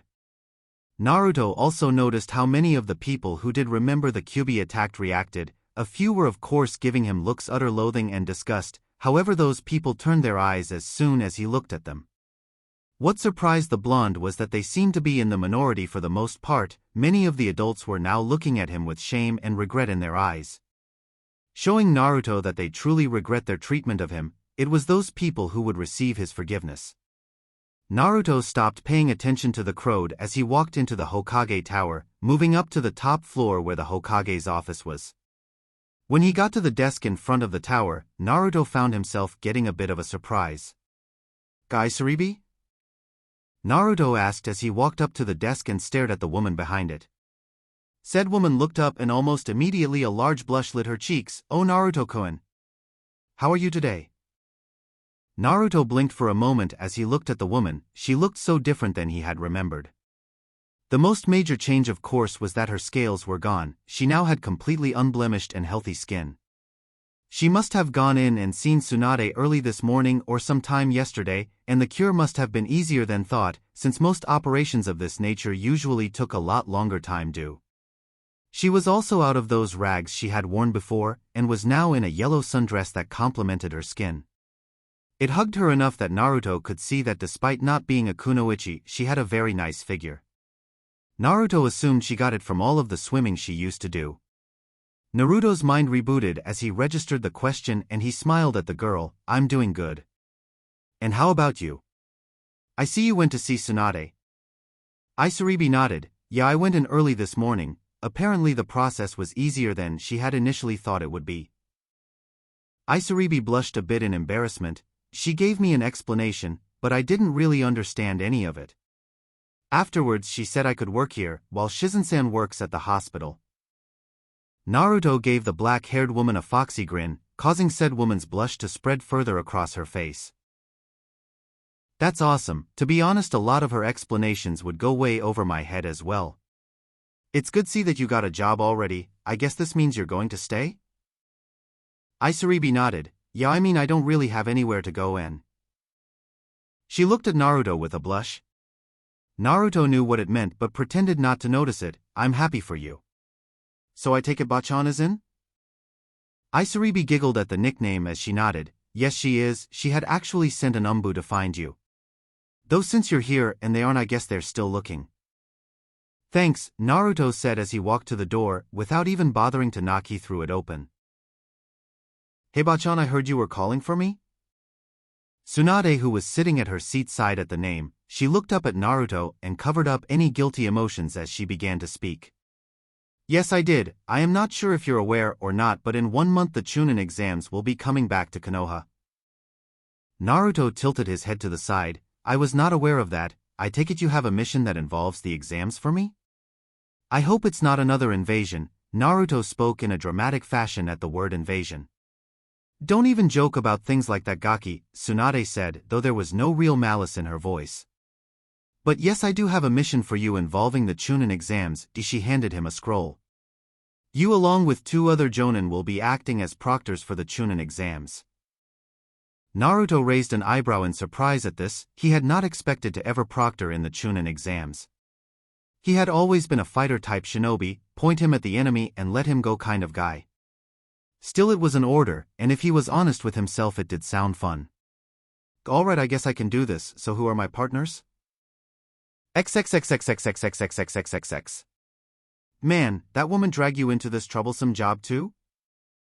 Naruto looked over at Shikamaru, who was apparently going to be one of the proctors for the exam. Yeah, she did. I'm surprised she would choose you for something like this though. I mean, you're so lazy. Mama Naruto, you know you're also something of an oddity for this mission, Kakashi said as he flipped a page of his book.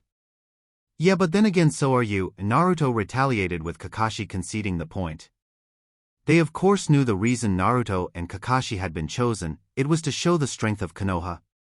By having two such prominent figures such as Kakashi no Sharingan and the Nidaime Kuroi Senku, it would make a huge political statement about how powerful Konoha is. This would in turn make more clients want to hire them, knowing that two powerful shinobi were a part of the Leaf's forces. So anyway, there are usually 3 parts in this exam, Naruto said as he looked at his mission scroll. He had already memorized it, but it never hurt to read it over again. Yep, Shikamaru said in a lazy drawl, the Chunin exam is always 3 phases. The first is a written test to test a shinobi's aptitude of looking underneath the underneath, as the old adage goes. Then you have the second stage, which is a test in the forest of death. This one can vary in difference from test to test, however one thing remains the same, it is a test of teamwork and to see if they have what it takes to survive in a harsh environment. After that, if there are too many people who passed, we will have to hold a preliminary round to get rid of a few genin. And the last test is always a one-on-one tournament, which is designed to show potential clients the strength and skill that the genin who passed the other exams possess. Naruto looked at Shikamaru for several seconds before speaking. Ishika, I think that's the most I've ever heard you speak in a single go. Naruto grinned when he heard a mutter of troublesome, so who's going to take which parts? Personally, I think you Shikamaru would be better at the first part. With your IQ you could probably create a test with so many twists and steps that the genin will end up failing on principle. Shikamaru nodded, that does sound like it's right up my alley, plus I won't have to do as much troublesome standing. Naruto's sweat dropped as he listened to Shikamaru's main reason for wanting the first test. Shaking his head he turned to Kakashi. What about you? I mean, I figure we could go either way with the 2 that are left, which one do you want to take? Kakashi looked up from his book for a second and thought, I think I would be good for the second test. I have an idea that I think would work well with it, plus having you as the 3rd proctor would allow Konoha to display you better to the clientele. Ugh, great, just what I need, Naruto groaned, I almost feel like a trophy wife. Oh well, Shikamaru drawled with a smirk, you're certainly troublesome enough to be one. Naruto narrowed his eyes at the lazy Nara air, you may want to be careful Shika, after all if your mom were to hear you say that. XXXXXXXXXXXX. Within the Nara household, Yoshino Nara sneezed into the food she was making. She got so mad that when Shikaku walked into the room, she began to hit him with a frying pan. Shikaku, who had not been expecting it, was sent flying into the ground, where he was beaten into unconsciousness. XXXXXXXXXXXX. Shikamaru paled at the thought of what his troublesome mom would do if she found out about that comment. I hate you, Naruto. Naruto merely laughed at him. XXXXXXXXXXXX. A blinded folded Naruto stood in the center of a clearing in his backyard. He was in a basic stance for one of the toad styles he had been taught. Around him were nearly 200 other Narutos, some had Susanoo out as well, others had Hiraishin kunai, and some were merely using their bare fist. For a moment all was silent, except for the faint rustling of the trees when a breeze blew by. Then without warning all of the clones attacked, coming at him with speeds that were beyond most jonin. Naruto however remained rooted to the spot, and as soon as the clones got in close Naruto began to move. He did not attack any of them however, but rather redirected their attacks so that they hit each other. His feet stayed in the same spot, never moving as Naruto used Susanoo to shift blades and kunai to the side. When he felt a fist go at him, Naruto would merely use a hand to redirect the attack into another clone. The style he was using was called Gamma Nintai, Toad Patience Sword Style, because of the patience and calm required to use it. Most people could never remain calm or patient when one, let alone when hundreds of people were attacking you. That was because of the nervous system and naturally ingrained reflexes that controlled automatic movement functions. In order to properly wield this style, one had to learn to turn these automatic functions off, allowing one to remain calm even in the face of certain death.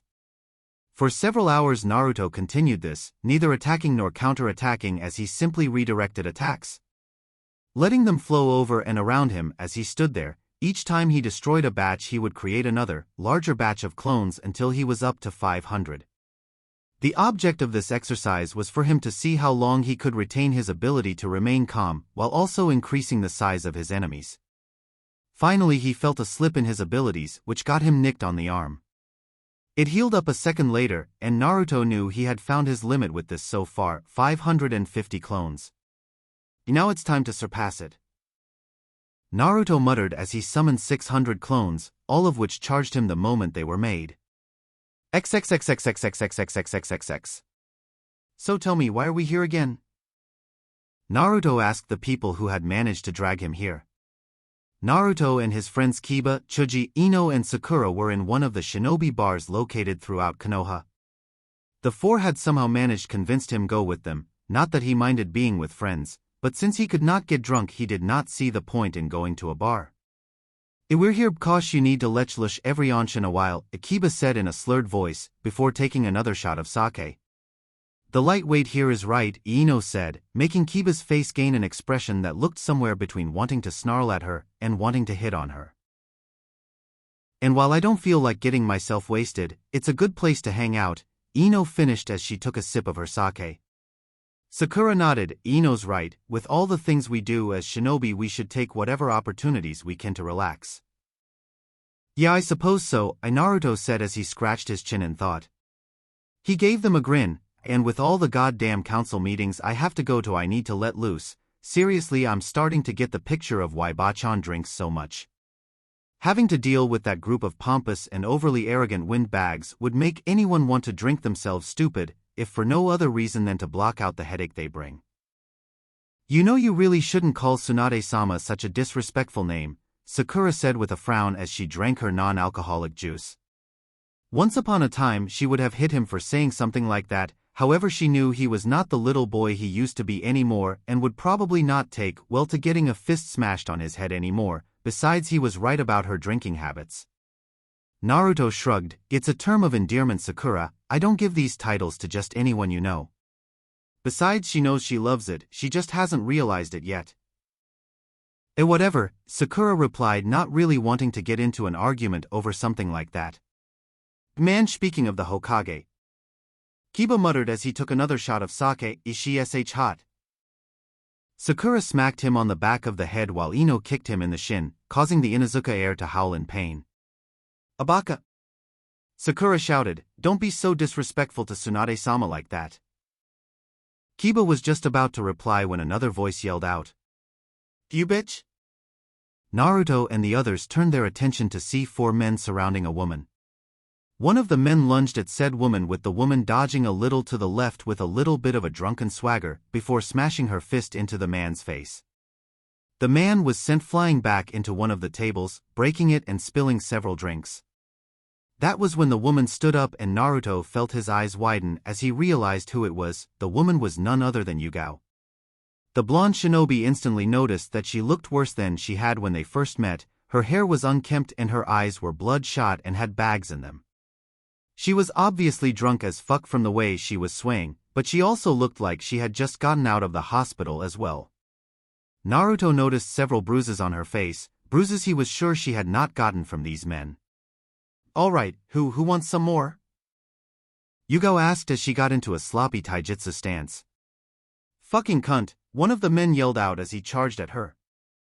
Before he could get even 5 feet from her, a fist planted itself right into his chest with all the force of an rhino. The man was soon sent flying backwards, crashing through not only a table but straight through the wall. Naruto stood up and looked at the last two men coldly. I suggest you leave this woman alone. The dead tone in the blonde's voice caused the two men to shudder. Naruto sent a dose of killing intent their way and smiled when they began stumbling over themselves in their haste to leave. Naruto sighed and was about to turn around, until a pair of arms around his waist. That was so romantic. Naruto-kun. Naruto felt a slight shiver pass through him as Yugao pressed her assets into his back while struggling to stand up properly. Naruto turned around in her grip as he pulled her arms off of him, placing one around his neck as he held her up by her waist. Naruto turned to the bartender. I'm sorry for the damage, please put it under the tab name Uzumaki Namikaze. Many of the patrons began to whisper at the name, having recognized it and him. Naruto ignored this as he sent an apologetic expression to his friends, before leaving with Yugao. Who was that? Ino asked with a hint of curiosity and jealousy, and how did she know Naruto-kun? I don't know, but a drunk like her doesn't deserve someone like Naruto. Sakura said in an angry voice.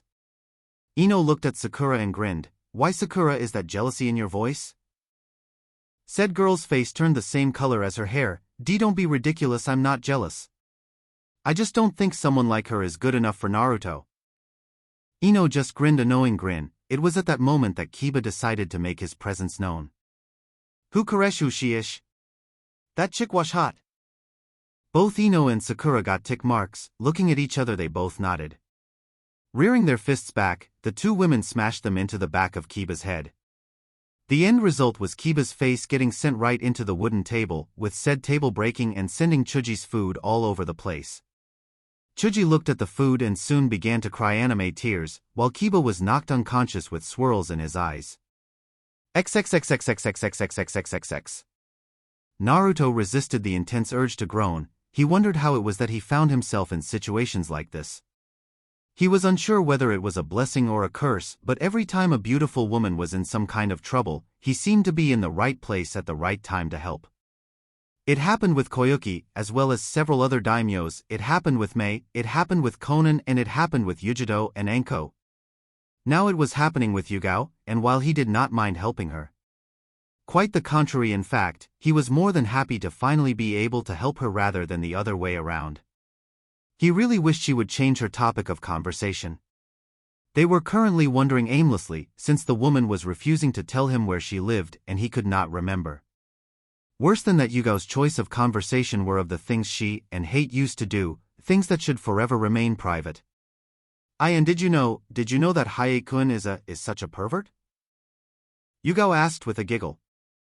I remember this one time, when he wanted us to play out this one scene. It was from one of the Aika books. And so Naruto tried to ignore the purple-haired woman as Yugao went into explicit detail of her and Hayate's sex life, something he would never in a million years want to hear about. Yugao-chan, not to be rude or anything, but could you please tell me where you live so I can escort you home?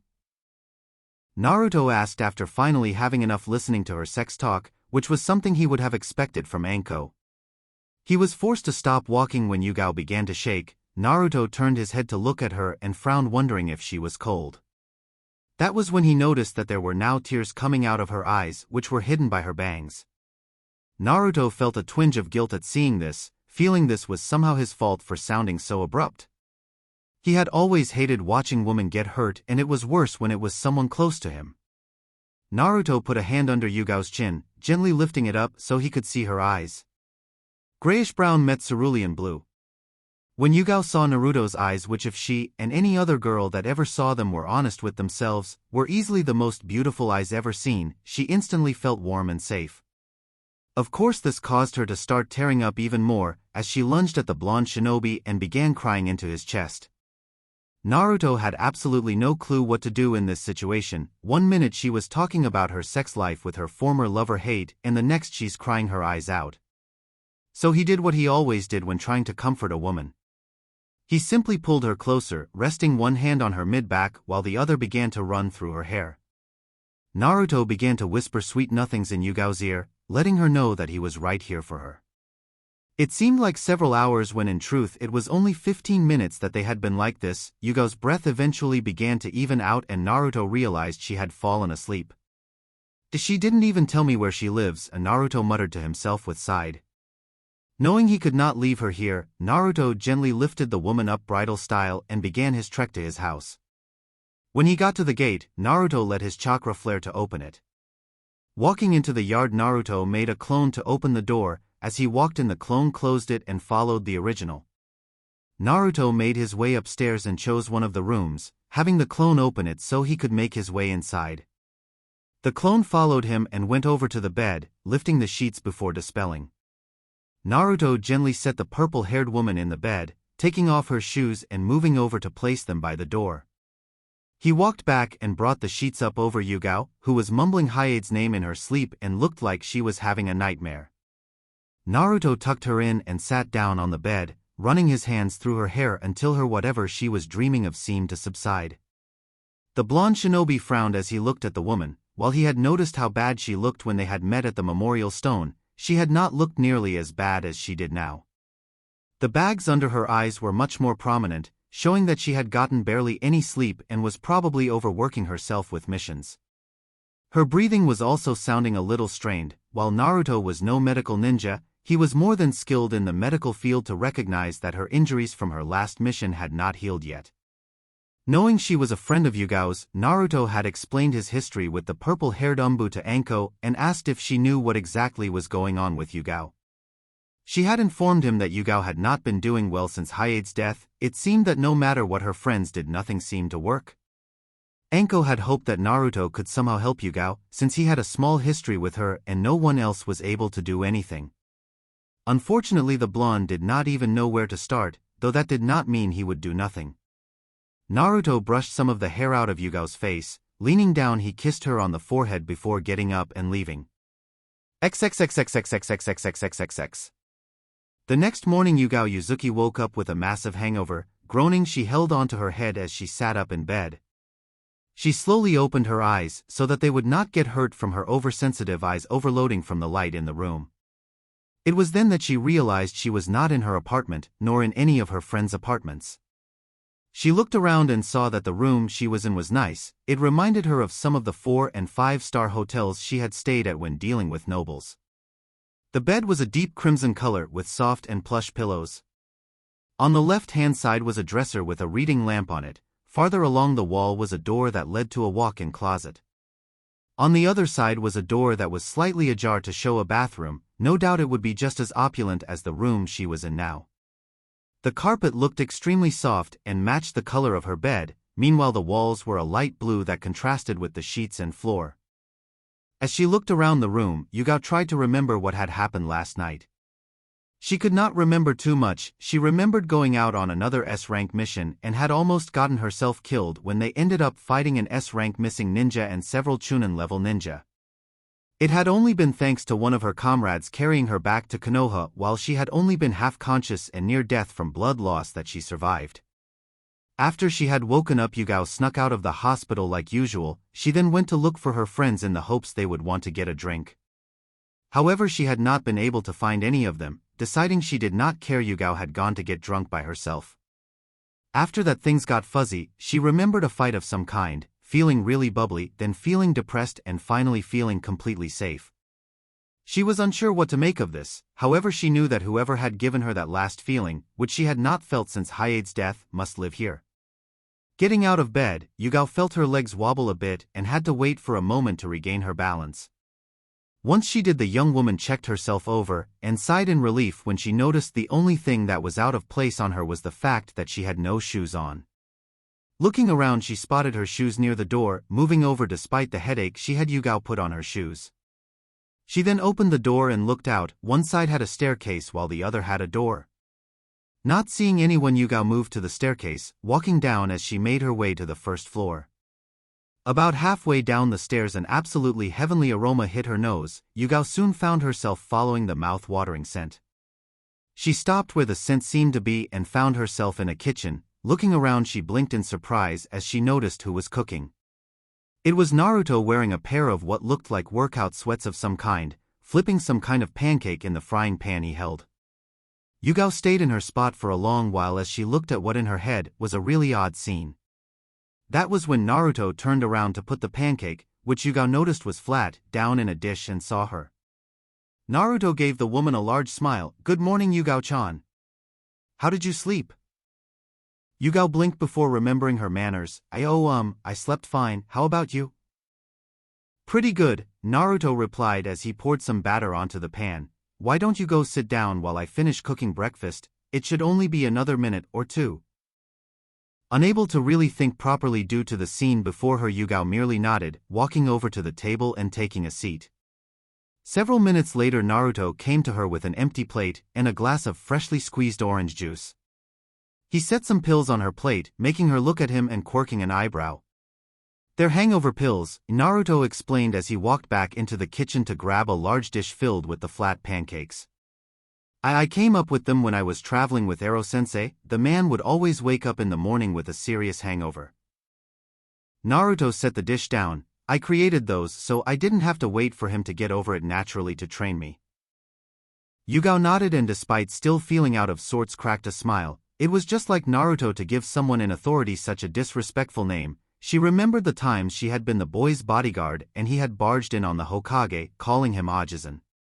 She grabbed the pills off her plate and swallowed them with some orange juice, sighing in relief as she felt her headache disappear. "That feels so much better," Yugao said. "Thank you, Naruto."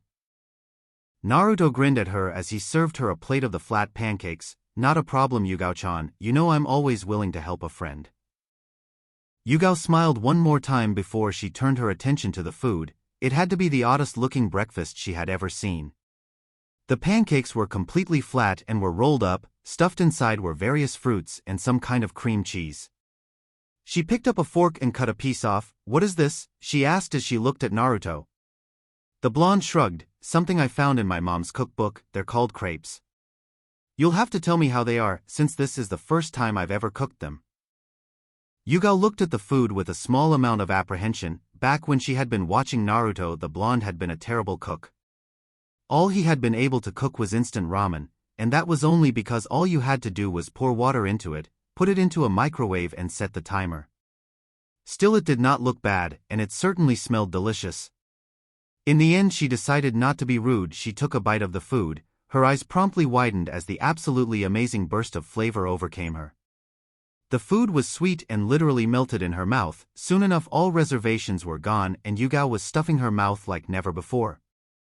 However, she stopped when she heard a laugh. Looking up, she found Naruto laughing at her and instantly blushed in embarrassment. "So I take it the food and good then?" Naruto asked with mirth clearly visible in his eyes. Yugao blushed even more as she began to feel absolutely mortified with how terrible and messy she had started to eat. She put down her fork as she tried to regain some of her dignity. "It's delicious," she complimented though her red cheeks remained. "I honestly don't think I've ever tasted something this good." She looked over at him and noticed that his plate was empty. "Aren't you going to eat?" Naruto shook his head. "It wouldn't matter if I did since I'm just a clone." Yugao looked at him in surprise. She had not even realized she had been talking to a clone this whole time. "The real Naruto is most likely just finishing with his workout. I was made to make you two breakfast and keep you company until he got here."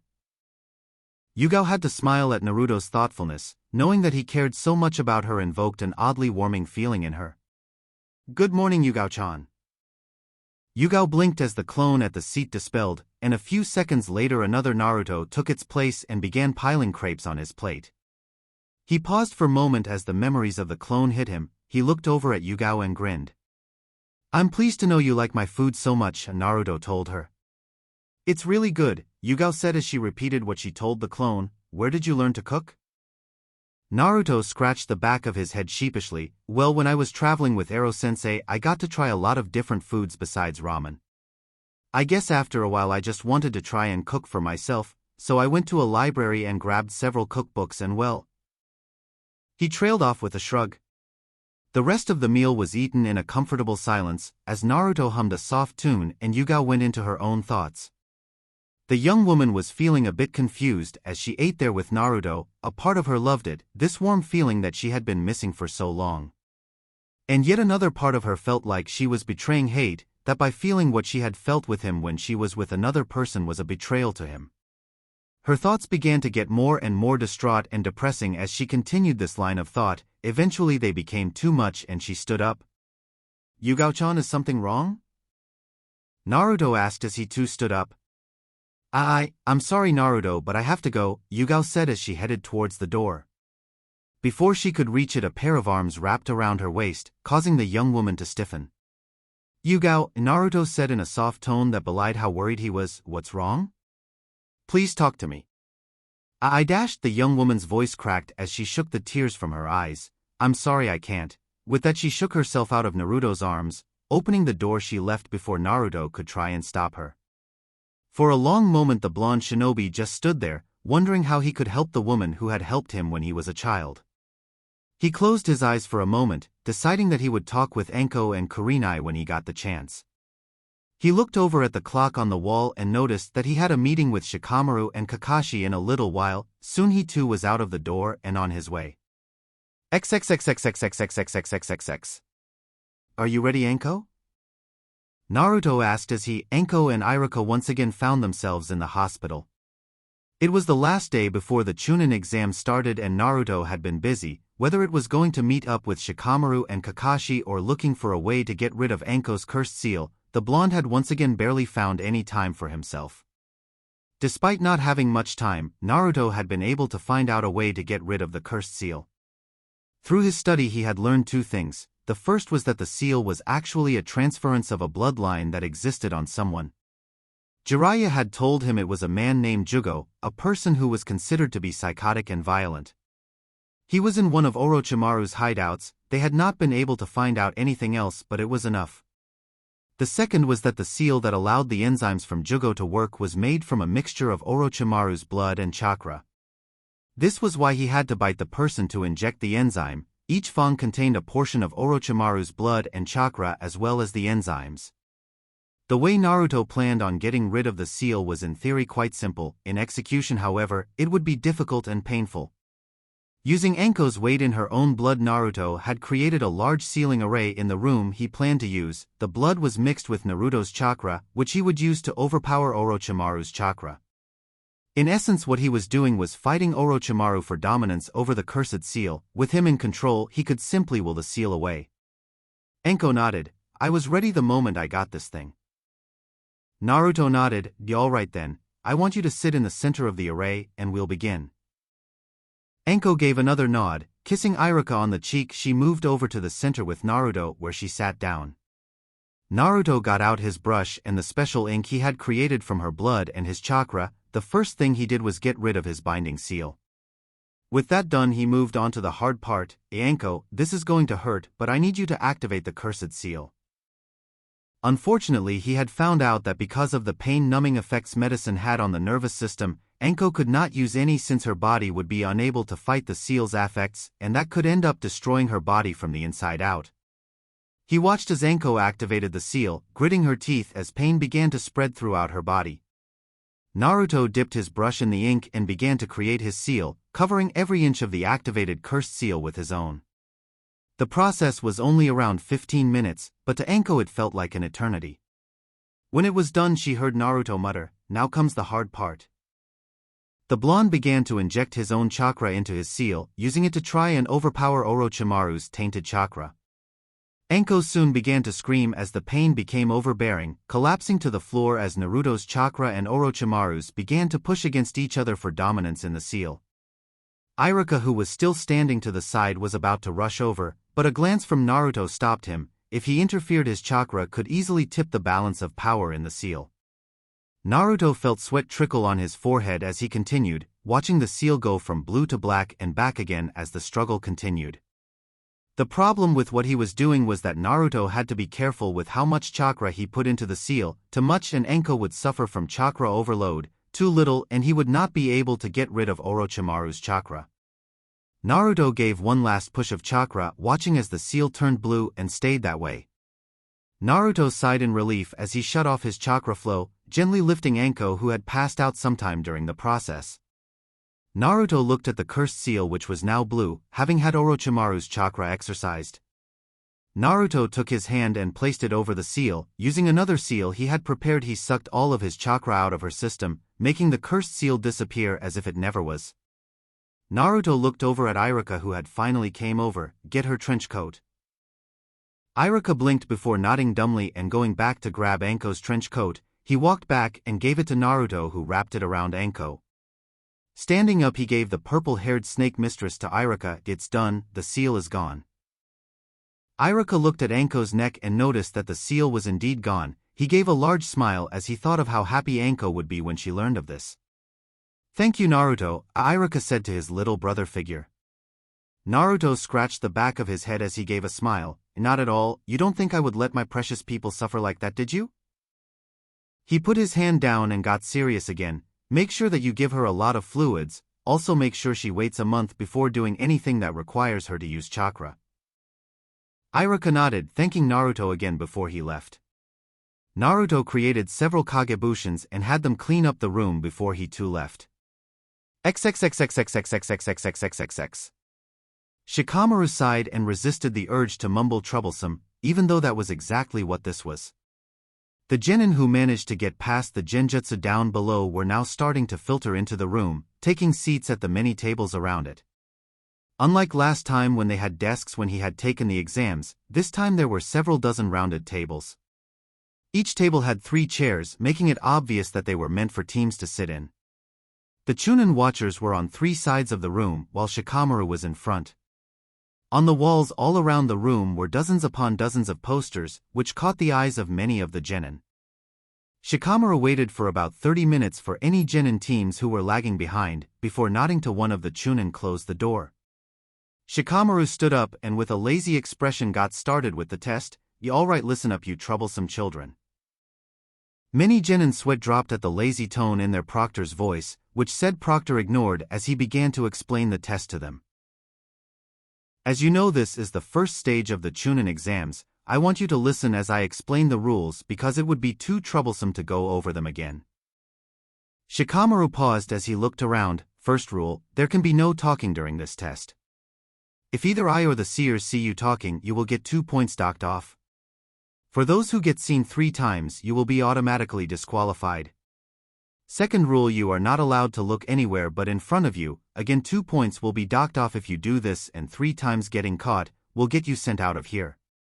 Fourth rule, any ninja caught cheating will get 2 points docked off as well. If you haven't figured out what will happen when you're caught 3 times, then that sucks for you because I'm not gonna explain again. Now for the final rule, this is a team test, meaning that if one of your teammates fail, so does the rest of the team. The genin soon erupted into shouts, telling Shikamaru how it was not fair and how that was the dumbest rule they ever heard. The Nara heir just groaned, why did I have to be picked for such a troublesome mission? XXXXXXXXXXXXX. Naruto looked around the jonin room as he sat on one of the couches in it. He had decided since he was proctoring in this exam that it would be a good opportunity to hang out with his fellow jonin. The room itself was very basic. It looked almost like an apartment's main room. There was a kitchen area and a living area where the couches were located, which had a basic television set. Currently occupying the area besides himself was Kakashi, who was reading his book and giggling perversely. Genma, who had gotten a genin team about 2 years ago, after he had gotten his promotion from Tokubetsu Jonin to Jonin. Ebisu, who Naruto knew was Konohamaru Moegi and Udon Sensei. And surprisingly enough, Anko Mitarashi. After their last mission to Umi and then Naruto getting rid of her cursed seal, he and Anko had become fairly good friends. The two were in many ways similar, mainly in how they had both been hated by the village for things beyond their control. Because of this, they had found something of kindred spirits in each other, and Anko had become a sister figure to him. A very creepy, blood-loving, psychotic sister, but a sister nonetheless. Oftentimes when Iruka was at the academy or working, Anko would hang around with him, either going out to dango or ramen, depending on who won their spars. Naruto turned to look at Ebisu. So Konohamaru and his team are in the Chunin exams this year? Yes, Ebisu said in his somewhat prissy voice as he adjusted his sunglasses. They still have much to learn, but they have gotten stronger and understand the value of teamwork. I figured it would be best to let them see some of the competition, that way if they don't make Chunin this year they know how much harder they need to train. Naruto nodded as Genma spoke up. I hear you're actually one of the proctors this year? Naruto gave the man a grin. Of course. Bachan figured I was the best man for the job because of how totally awesome I am. For a moment all was silent as those who had not heard of Naruto's use of disrespectful suffixes for authority figures registered what he had just called the Hokage. When they did, there were 4 different reactions. Ebisu looked like he was about to shit himself with a scandalous expression on his face as he gaped at the blonde. Genma made several sputtering and choking noises. Kakashi ignored the whole thing as he gave a perverted giggle. Meanwhile Anko had just fallen onto the floor, holding her sides as she took wheezing breaths while laughing. "Damn kid," Gimma said as he got himself under control, rolling the toothpick in his mouth around. I always knew you had balls, what with those pranks you used to pull and all. But to call Hokage-sama that. You think that's bad, Anko said as she got back into her seat still wheezing. You should hear what he calls Jiraiya. Everyone turned to Naruto expectantly, causing the blonde man to sweat drop. Well you see I figured since he had proclaimed himself to be a super pervert, Naruto said as he put up quotes with his hands. I figured that a good name for him would be Ero-sensei, or if he's not your sensei you could just call him Ero-senin. XXXXXXXXXXXX. Somewhere in Suki no Kuni, Jiraiya was spying on the bathhouses when he sneezed. Did you hear that? It must be a pervert. Let's get him.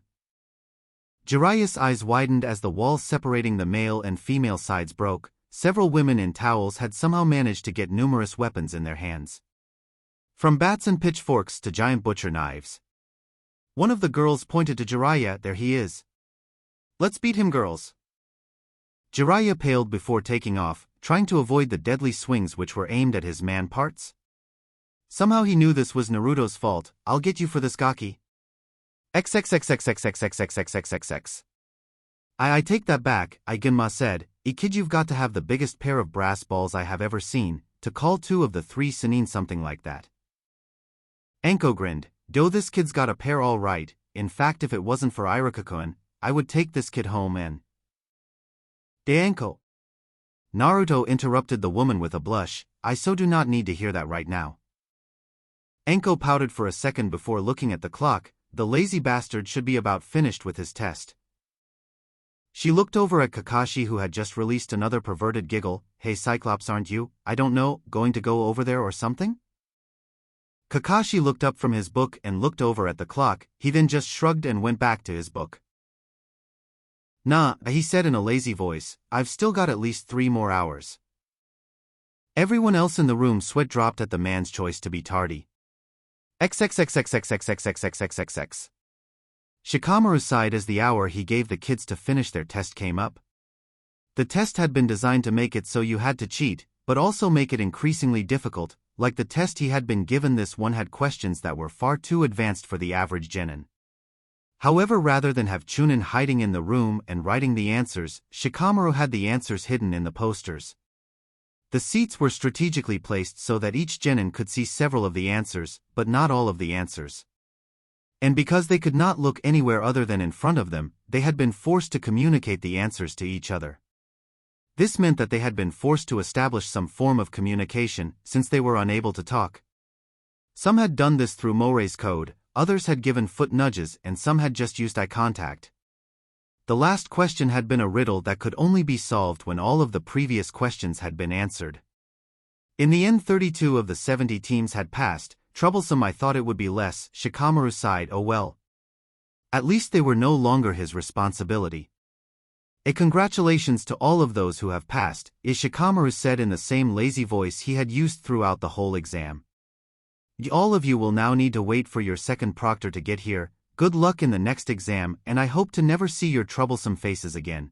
With that, Shikamaru and the Chunin seers disappeared within a puff of smoke, leaving the genin to themselves.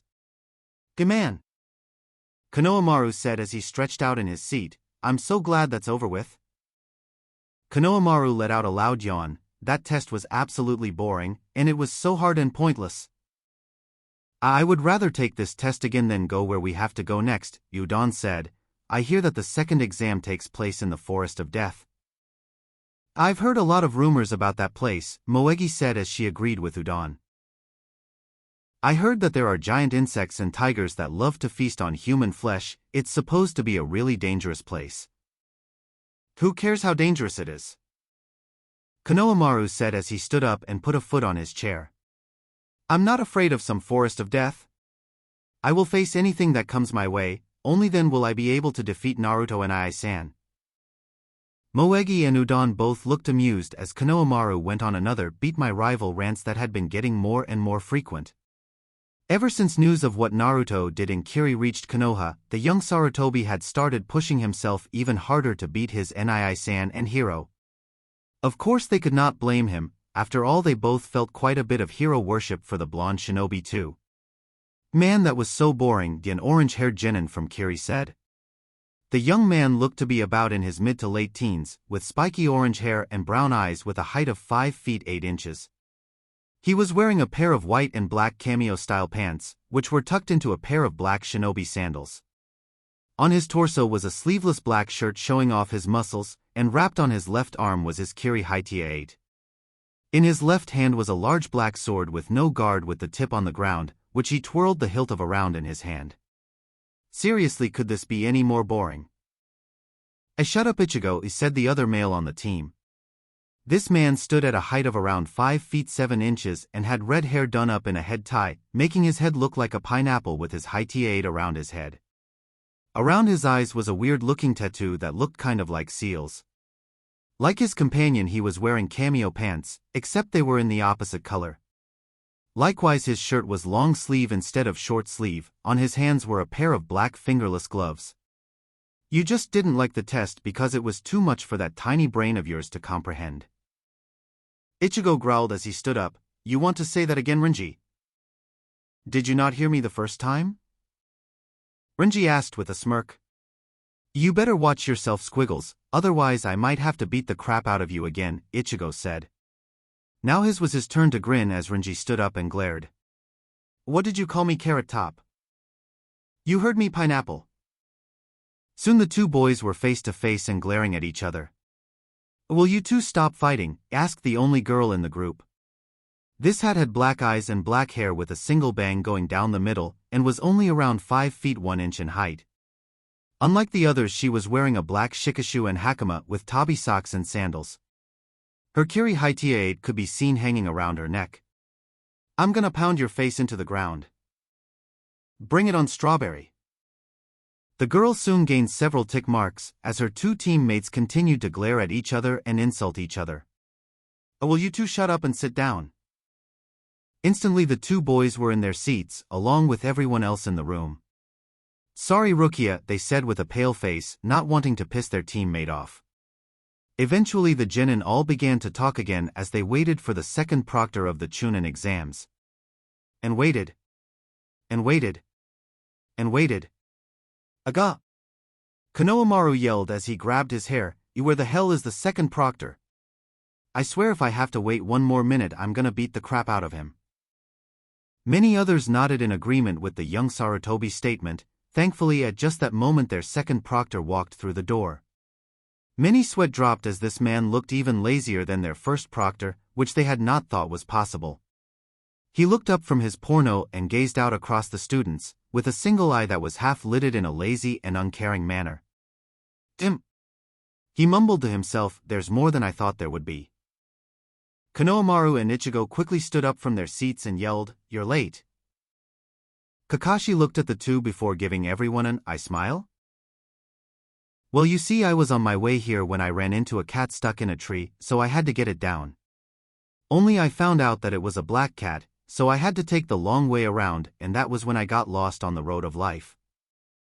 Kakashi gave himself a mental pat on the back for coming up with such a brilliant excuse, which was really just combining several excuses he had already used when being late, but they didn't need to know that. None of the genin were even able to say anything, having been so shocked at hearing such a lame excuse that it had rendered them speechless. Kakashi went back to his book as he spoke. "Anyways, meet me at the entrance to Training Ground 44 in 1 hour. Those who don't make it in an hour will be automatically disqualified." With that, Kakashi disappeared in a puff of smoke, leaving the grumbling genin to get up and head to Training Ground 44. XXXXXXXXXXXX. Kakashi gave a perverse giggle as he read his book, Ika Ika Civil War Special Red Edition. "Oh, Chei-chan, you naughty naughty girl." Looking up from his book for a moment, he noticed that a few genin were starting to trickle in. Shrugging, he went back to his book, continuing his perverted giggling, much to many of the females' ire. After an hour of waiting, Kakashi snapped his book shut, putting it into his pouch before pulling out a bell. Now then, this is the second stage of the Chunin exam. I would like to welcome all of you to the Forest of Death, Kakashi said. Despite his voice being just as lazy as always, the genin began to sweat as the Cyclopean Jonin began to let out his killing intent. Now the purpose of this exam is rather simple. Each team will get a single bell. Kakashi lifted up his bell and jingled it. Your purpose is to get at least one other bell in order to pass. You will have a total of 5 days to do this. He paused here for a moment. However, the teammate who does not have a bell will automatically fail. Kakashi watched as the genin erupted into shouts of anger. It always amused him how easy it was to rile genin up. They were still so pissed from him being late that the Cyclops doubted they could even think straight. Finally deciding they had shouted enough, Kakashi shut them up with a burst of killing intent. Good, now that I've got your attention, I need you all to do something else. The Chunin appeared next to Kakashi with several sheets of paper. The Jonin took a sheet from the top and showed it to everyone. Because we have a lot of people die in here every year, we are going to have you all sign these forms. Otherwise we would not have a way to claim deniability when we have to return your corpse to your village. Kakashi chirped in a cheerful voice as he gave the now pale genin a nice smile. The Chunin began to hand out stacks of death waivers to the genin, telling them to pass them off. Once all the papers were signed, the genin went to their assigned gate where they were given a bell. Finally the Kakashi's voice rang out over the speaker telling them to start, and the gate opened up. The genin began to speed off, not even aware of the dangers that awaited them. Kakashi pulled his book back out and began to read for a moment. So what do you think? He asked, seemingly to no one. There was a slight rustle in the trees as a dark orange blur shot out, landing on the ground a little ways away. Naruto stood up and shook his head at his sensei. I cannot believe you actually gave them a bell test. Seriously Kakashi, it's like you have some kind of bell fetish. Naruto finished with a cheeky grin. Kakashi let out a huff. Hey, I'll have you know that the bell test is a Team 7 tradition. Naruto merely laughed. Right, I suppose it is. He was going to say more when several screams pierced the air. Naruto looked out into the forest. Well, looks like the fun has started already. Seems so, Kakashi said as he flipped another page of his book. Oh well, I'm going to go in, Naruto said. I'll see ya later, sensei. The blonde tossed a wave over his shoulder before he jumped into the forest and sped off. XXXXXXXXXXXX. Naruto was smiling as he lay on the bed that was located in one of the rooms reserved for the proctor. His smile widened when he heard a low moan from the woman that his hands were currently trailing up and down, gently running along her back. Said woman was none other than the blue-haired beauty Conan, who had called for him to summon her just a little while ago. Unfortunately, since they were in the middle of the second stage of the Chunin exams and also in Konoha, Naruto could not take her out like he usually did. But Conan did not seem to care, having told him that as long as she could be with him then nothing else mattered. Morning, sleeping beauty, Naruto said with a grin as Conan lifted her head up and looked at him with her beautiful amber eyes. Conan smiled at him as she leaned into him and gave him a kiss. Naruto felt a shiver pass through his spine as he felt the woman's nearly unclothed breasts rub against his chest. He was now absolutely positive that Conan did in fact wear her night clothes just to tease him, if for no other reason than the coy smile she gave him after every time she noticed his reaction. The blue-haired woman had been getting a lot bolder in her teasing recently, not that Naruto was going to complain since he greatly enjoyed her more teasing personality. Morning yourself, Conan mumbled into his lips as they continued to kiss. Naruto pulled the blue-haired woman even closer, licking her bottom lip as he asked for entrance. Conan opened her mouth, but rather than let him in she tried to push her tongue into his mouth. However, Naruto was not so easily outdone and the two soon began to duel as they let their tongues push against each other. Having more experience, Naruto was the winner in their duel. He began to eagerly explore the woman's mouth. She tasted of flame-broiled fish, which Naruto knew was her favorite food and something he would cook for her whenever they got together. Eventually Naruto retracted his tongue and let Conan do some exploring of her own. When they broke apart, Conan smiled at him as she laid her head on his chest. You know, I had a really good dream last night. Oh? Naruto asked as his hands began to slowly trail up and down Conan's back again. I hope I was in it, he said in a teasing voice. You were, Conan said as she gave light moans from Naruto's touch. I had dreamt we finally achieved true peace, Conan gave a content sigh. We got married and had a family, and had 2 children, a boy and girl. Our son's name was Yahiko. Naruto smiled as he closed his eyes and listened to Conan. That does sound like a good dream. When we have a son we'll name him that in honor of your friend. His blue-haired lover gave Naruto's chest a light kiss, before resting her cheek against Naruto's chest. And what about our daughter? Asked Naruto. I don't know, I didn't hear her name in the dream. Conan looked up at Naruto. What would you name our daughter? Naruto closed his eyes in thought for a moment before smiling. Kushina. After your mother? Conan asked with a somewhat sad smile. Naruto nodded as he opened his eyes. Yes, because I never knew my parents. I am never able to feel as close to them as I want. I know that a part of me loves them, but another part doesn't really know enough to love them. All I know are the stories I hear, but I've never met them or anything. I feel that maybe if I name our child after her, I can in some way be closer to my mom, you know? I do, Conan said as she brought her hand up and began to draw circles on the blonde's chest. I only knew a bit about my parents. They died when I was young, though I can't even remember their names anymore. I was about 6 years old when they died, 7 when Yahiko found me scrounging through the trash in one of the slums in Aim. Naruto kissed Conan on the head as he buried his face in her hair, letting her scent invade his nose. They stayed like that for a while until Naruto spoke again. So what has Akatsuki been up to? Conan sighed as she realized they would have to talk business. So far Akatsuki only has the Rokobi and the Sambai which Deidara and Tobi just captured. Naruto nodded when Conan quoted the name Tobi, knowing who she was talking about. I think Kisame and Itachi are currently going after the Gobi, but I can't be sure. Since you killed 3 of their members, the others have been forced to switch targets in order to compensate. I'm sorry. Conan said as she lowered her head, slightly ashamed at not being able to give better information. Naruto frowned as he lifted Conan's face up, placing a chaste kiss on her lips before speaking. Konan-chan, you know that I don't really care about the information. The only reason I'm even considering letting you stay with them is because of Gaara, Yugi-chan and B. The fact that you have information on what Akatsuki is doing is more than enough to help, though I would personally prefer if you stayed with me. Conan smiled at him, pleased to know that he was so concerned for her. Thank you, but you know that no matter how much I wish to, I can't leave right now. Naruto did indeed know, if she left now it would become obvious she was a spy and traitor.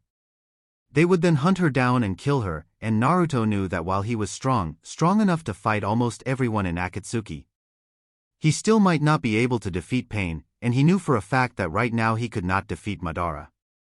No, Naruto sighed before giving Conan a grin. Doesn't mean I can't dream though, right? Conan giggled as she shook her head, missing Naruto's mischievous smirk. In one quick move Naruto flipped the 2 over, startling Conan who was now under Naruto as the blonde straddled her waist. You know, I'm kind of tired of talking about all of this Akatsuki business. Konan grinned when she saw Naruto's smirk. Then what do you want to talk about? In answer, Naruto closed the distance between them. For the rest of their time together the 2 of them used their lips for something other than discussion. XXXXXXXXXXXX. 5 days had come and gone, and all those who had passed the second test were now standing in one of the Forest of Death Tower's many chambers. Tsunade looked out over the genin and frowned at the number of teams that had passed. 8 teams had passed, so there was a total of 24 genin there. That was even more than when the Konoha 11 had been in the exams. It also meant they were going to have a preliminary test. She should have known Kakashi would be too lazy to make a test that was actually hard. She was going to pound that open pervert Jonin for not coming up with another test. Standing a little ways from Tsunade, Kakashi let out a shiver but chalked it up to the weather and continued to read his book. I would like to congratulate you all for making it this far in the Chunin exams, Tsunade said as she decided to get the ball rolling. Before we begin the final stage, I regret to inform you that She was unable to say any more as she and everyone else in the room became completely gobsmacked. Just before the platform she was on, something none of the people here had seen was happening. Ice was shooting out from the ground. They were large towering ice spikes that came out of the floor and each other. The entire thing looked like a large and creepy ice castle. It was something you would think you would find in a fantasy book. Once the ice castle was fully created, it began to crack, leaving long lines to run up and down its entire length as arcs of lightning shot out from the cracks. Finally, the entire structure shattering into a million pieces, forcing everyone there to cover their eyes. When they opened them again, they saw one Naruto Uzumaki Namikaze standing where the ice castle had been. Naruto grinned at the surprised and shocked looks he was getting from his peers, as well as the looks of envy he was getting from the genin. Hokage-sama, why don't I explain what's going on? Naruto said as he turned to her. Okay. Tsunade said in a dumbfounded voice. Naruto grinned as he turned back to the genin. Y'all right. My name is Naruto Uzumaki Namikaze, and I'm going to be your proctor for the third exam. Naruto felt a smirk come on his face as many eyes widened in recognition. The IWA team that managed to pass actually looked like they were going to shit themselves in fear. And I haven't even unleashed my killing intent, Naruto thought with a grin. Damn, I'm good. He soon began to speak. Now, as Hokage-sama was about to say, unfortunately too many teams ended up passing the last test. This means that we need to decrease the number of genin who will be in the last exam, which means we are going to be holding preliminaries. Wait, you mean right now? The genin from Kusa asked. But we just got out of that damn forest, one of the Konoha genin shouted. Naruto shrugged. Not my problem. Had you not taken so long, you would have had more time to rest. Now then, I want all of you to move up to the fighter's balcony when your name appears on that board. Naruto pointed to the board behind and above him. I want you to come downstairs and onto the arena floor. The genin went upstairs as the board began to run through names before selecting two random ones from the genin who passed. The first two matches passed by in a blur to Naruto, who did not find anything particularly skilled in the participants. The first match was a man from IWA named Kanashi Motaka and a Suna genin called Otame Shinji. Otame was able to win by using a wind jutsu to cut through Kanashi's stone armor and knock the kid out by smashing some of the excess rock on the IWA genin's temple. The second fight was between a Kumo kunoichi named Akira Kazuchi and a Kusa shinobi named Kale Tenabe. Akira was able to win by using a right-ton jutsu to scramble Kyle's nervous system, allowing her to knock the boy out. Rinji Abari vs Kane no Kaza.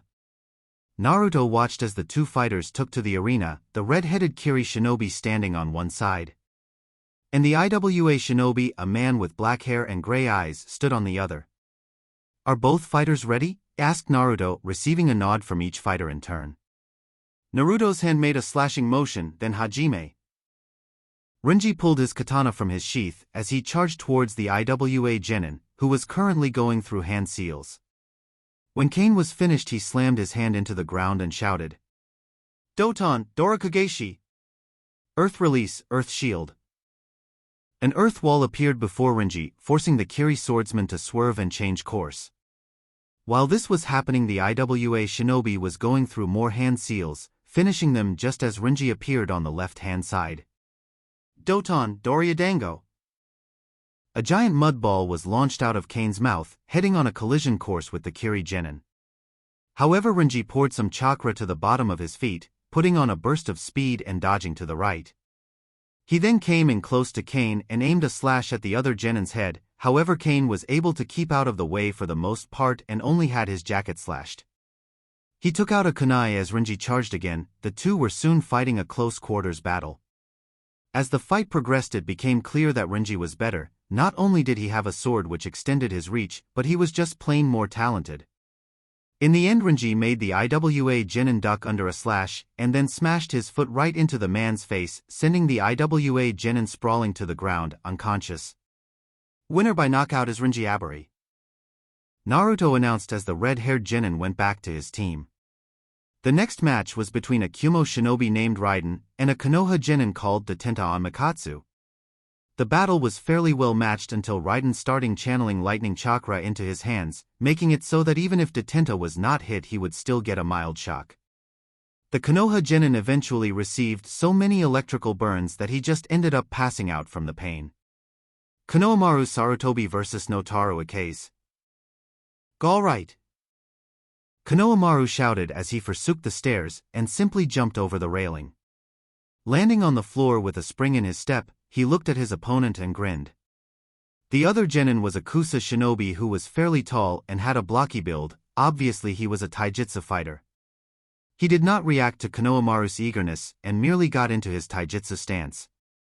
"Are both fighters ready?" asked Naruto, receiving a nod from Notaru. "Of course I'm ready." Konohamaru yelled, "Let's do this."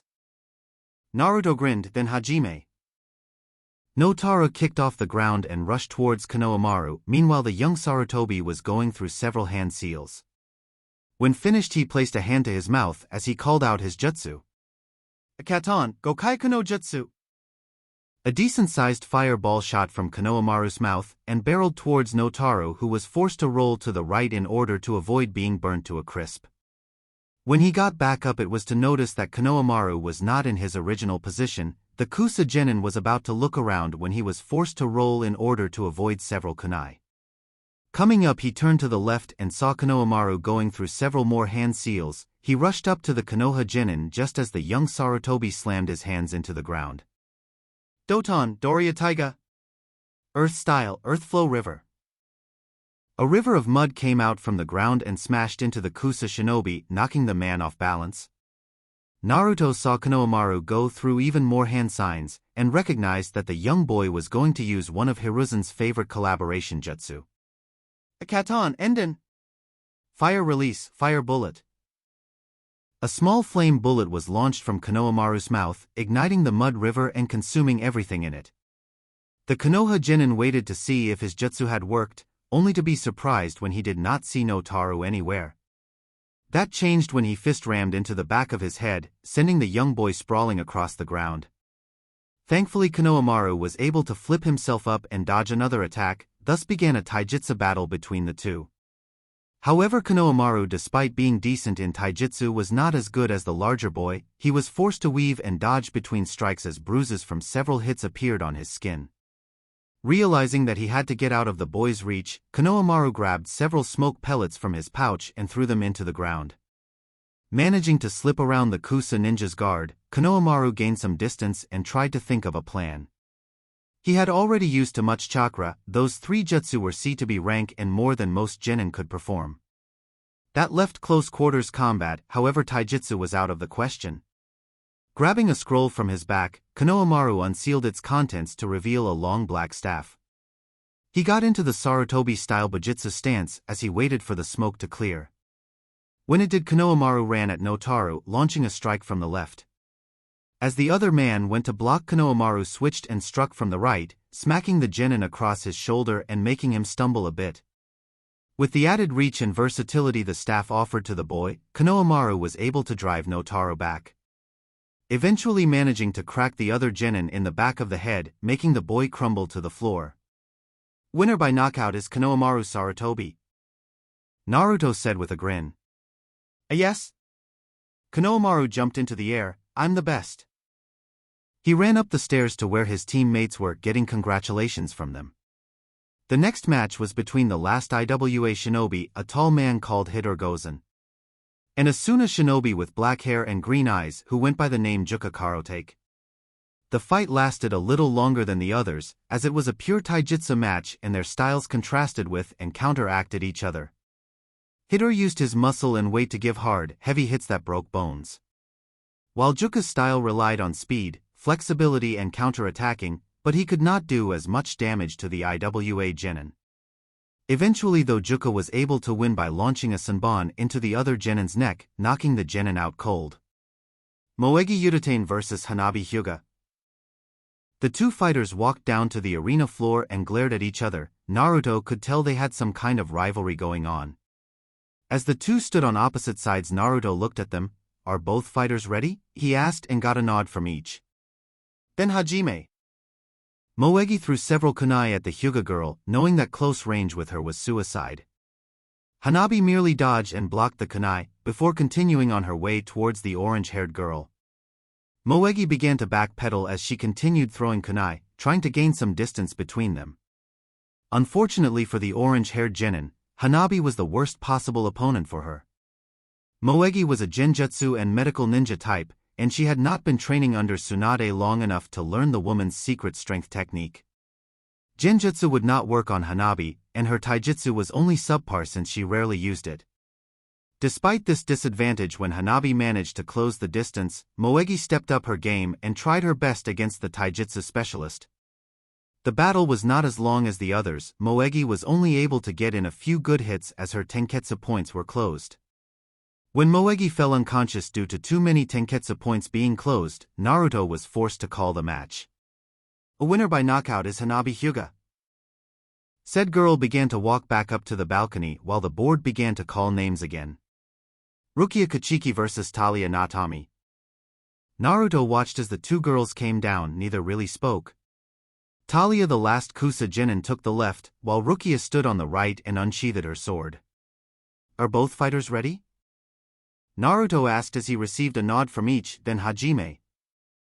Naruto jumped out of the way just as Rukia put on a burst of speed. Talia did not even have time to act as the Kiri Genin slashed across her arm. The Kusa Kunoichi hissed in pain, as the muscles in it were damaged enough that she would not be able to make hand seals for jutsu now. She threw several shuriken with her good hand, but Rukia just knocked them away as she came in. Talia was soon forced to dodge and move back as she attempted to put distance between her and the sword user, however Rukia stuck on the woman like glue. In the end, Talia ran out of juice and was forced to forfeit. Winner by forfeit is Rukia Kachiki. Naruto called out as Rukia went back up to the balcony to her team. Udon Mitokado vs Hikari Koton. Udon walked down to the ring. Rather than getting in a ready stance, he put his hands in his pouch. On the other side, Hikari, a kunoichi from Suna who was a few years older than Udon, got into the Suna Academy taijutsu style. Naruto looked at both of them. Are both fighters ready? As he received a nod from each, he slashed his hand down, then Hajime. As soon as the fight started, Udon threw several shuriken at Hikari, then went through several hand seals. Ninpo, Shuriken Kagebushin no Jutsu. 5 shuriken became 25 as they sailed towards Hikari. They stabbed right into the Suna Kunoichi. However, rather than blood coming out, flower petals flowed out of her body. Udon watched as Hikari's entire body soon dispersed into flower petals. He looked around waiting to see what happened. Gyu Udon-kun. Udon turned around and saw Moegi lying on the ground in a pool of blood. Her hand was reaching out to him. For a second, Udon began to freak out, before remembering that Moegi was in the hospital with her tenketsu closed. Genjutsu. Udon thought as he put his hand in the release seal. Akai. The vision wavered before dispersing. Hikari appeared right next to Udon with a kunai in hand. The Konoha shinobi ducked under a slash, planting a hand on the ground. Udon lashed out with a kick, hitting her hand and causing her to drop her kunai.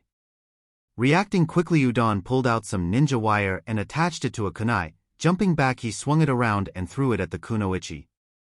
Hikari soon found herself falling onto the ground as the wire wrapped around her. Before she could even think of escaping, Udon grabbed her kunai and placed it at her neck. Surrender, Udon commanded. Hikari tried to think of a way to get out of her situation, but soon realized there was nothing she could do. Sighing, the Suna Kunoichi gave in. I surrender. A winner by forfeit is Udon. Naruto said as said Genin cut Hikari from the wire and helped her up. The next match was between two Konoha Genin, who Naruto thought honestly did not belong in the Chunin exams. Their battle reminded him of Sakura and Ino's fight during the time when he had been in the exams, meaning it was as bad as two fangirls duking it out. Like that battle, this one ended in a double knockout. The second to last match was between a Kumo shinobi called Anui Tatino, who was tall with black hair and red eyes, and a Konoha shinobi named Hisaibamino, an older shinobi with brown hair and brown eyes. The battle did not last long as the two started throwing kunai and shuriken at each other, before moving on to taijutsu. Anui managed to knock Hisai out by using a kariwimi to fool the Konoha Genin and neck chop him from behind. Ichigo Kurosaki vs Gyousa Witashi. Ichigo appeared in the arena floor as soon as his name appeared on the board, taking a few practice swings with what Naruto could only consider a giant butcher's knife. While Gyousa just walked down and stood in his spot, waiting silently for the battle to start. Are both fighters ready? Naruto asked, getting a nod from Gyousa. Of course we are, Blondie, Ichigo said in his cocky tone. Let's get this party started. Whatever you say, Strawberry, Naruto chuckled as the Kiri Genin growled, Hajime. Naruto quickly sushined away, appearing next to Tsunade. A good thing he did too, since as soon as he started the battle Ichigo had blasted across the ring. The Kiri Genin sent an overhead slash at Gyoza, who sidestepped the attack. When the sword hit the ground, it formed a large crater. Ichigo did not even seem to notice as he swung his sword diagonally, hoping to bisect Gyoza. Said Genin jumped back, but did receive a gash across his chest.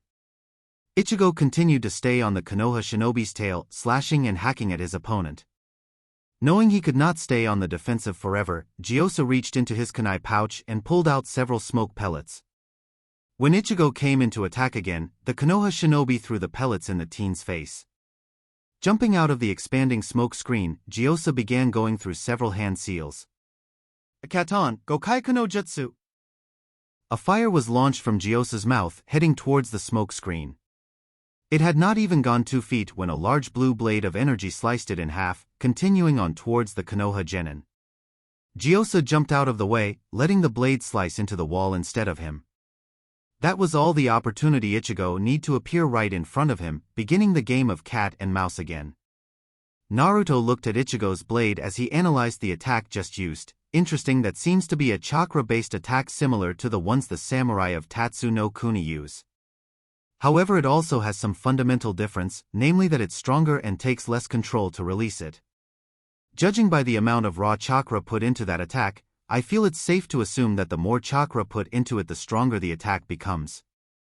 It may also have something to do with the sword he is using, which kind of reminds me of the swords that are used by the Kiri no Shinobigatana Nananinshu. I wonder if I can create a technique similar to that and use it with Susanoo. Naruto looked back at the battle just in time to see Ichigo smash the pommel of his sword against Gyoza's face. The Konoha shinobi landed on the ground completely dazed and out of it. Seeing that the Genin was not going to get up, Naruto called the match. Winner by knockout is Carrot Top.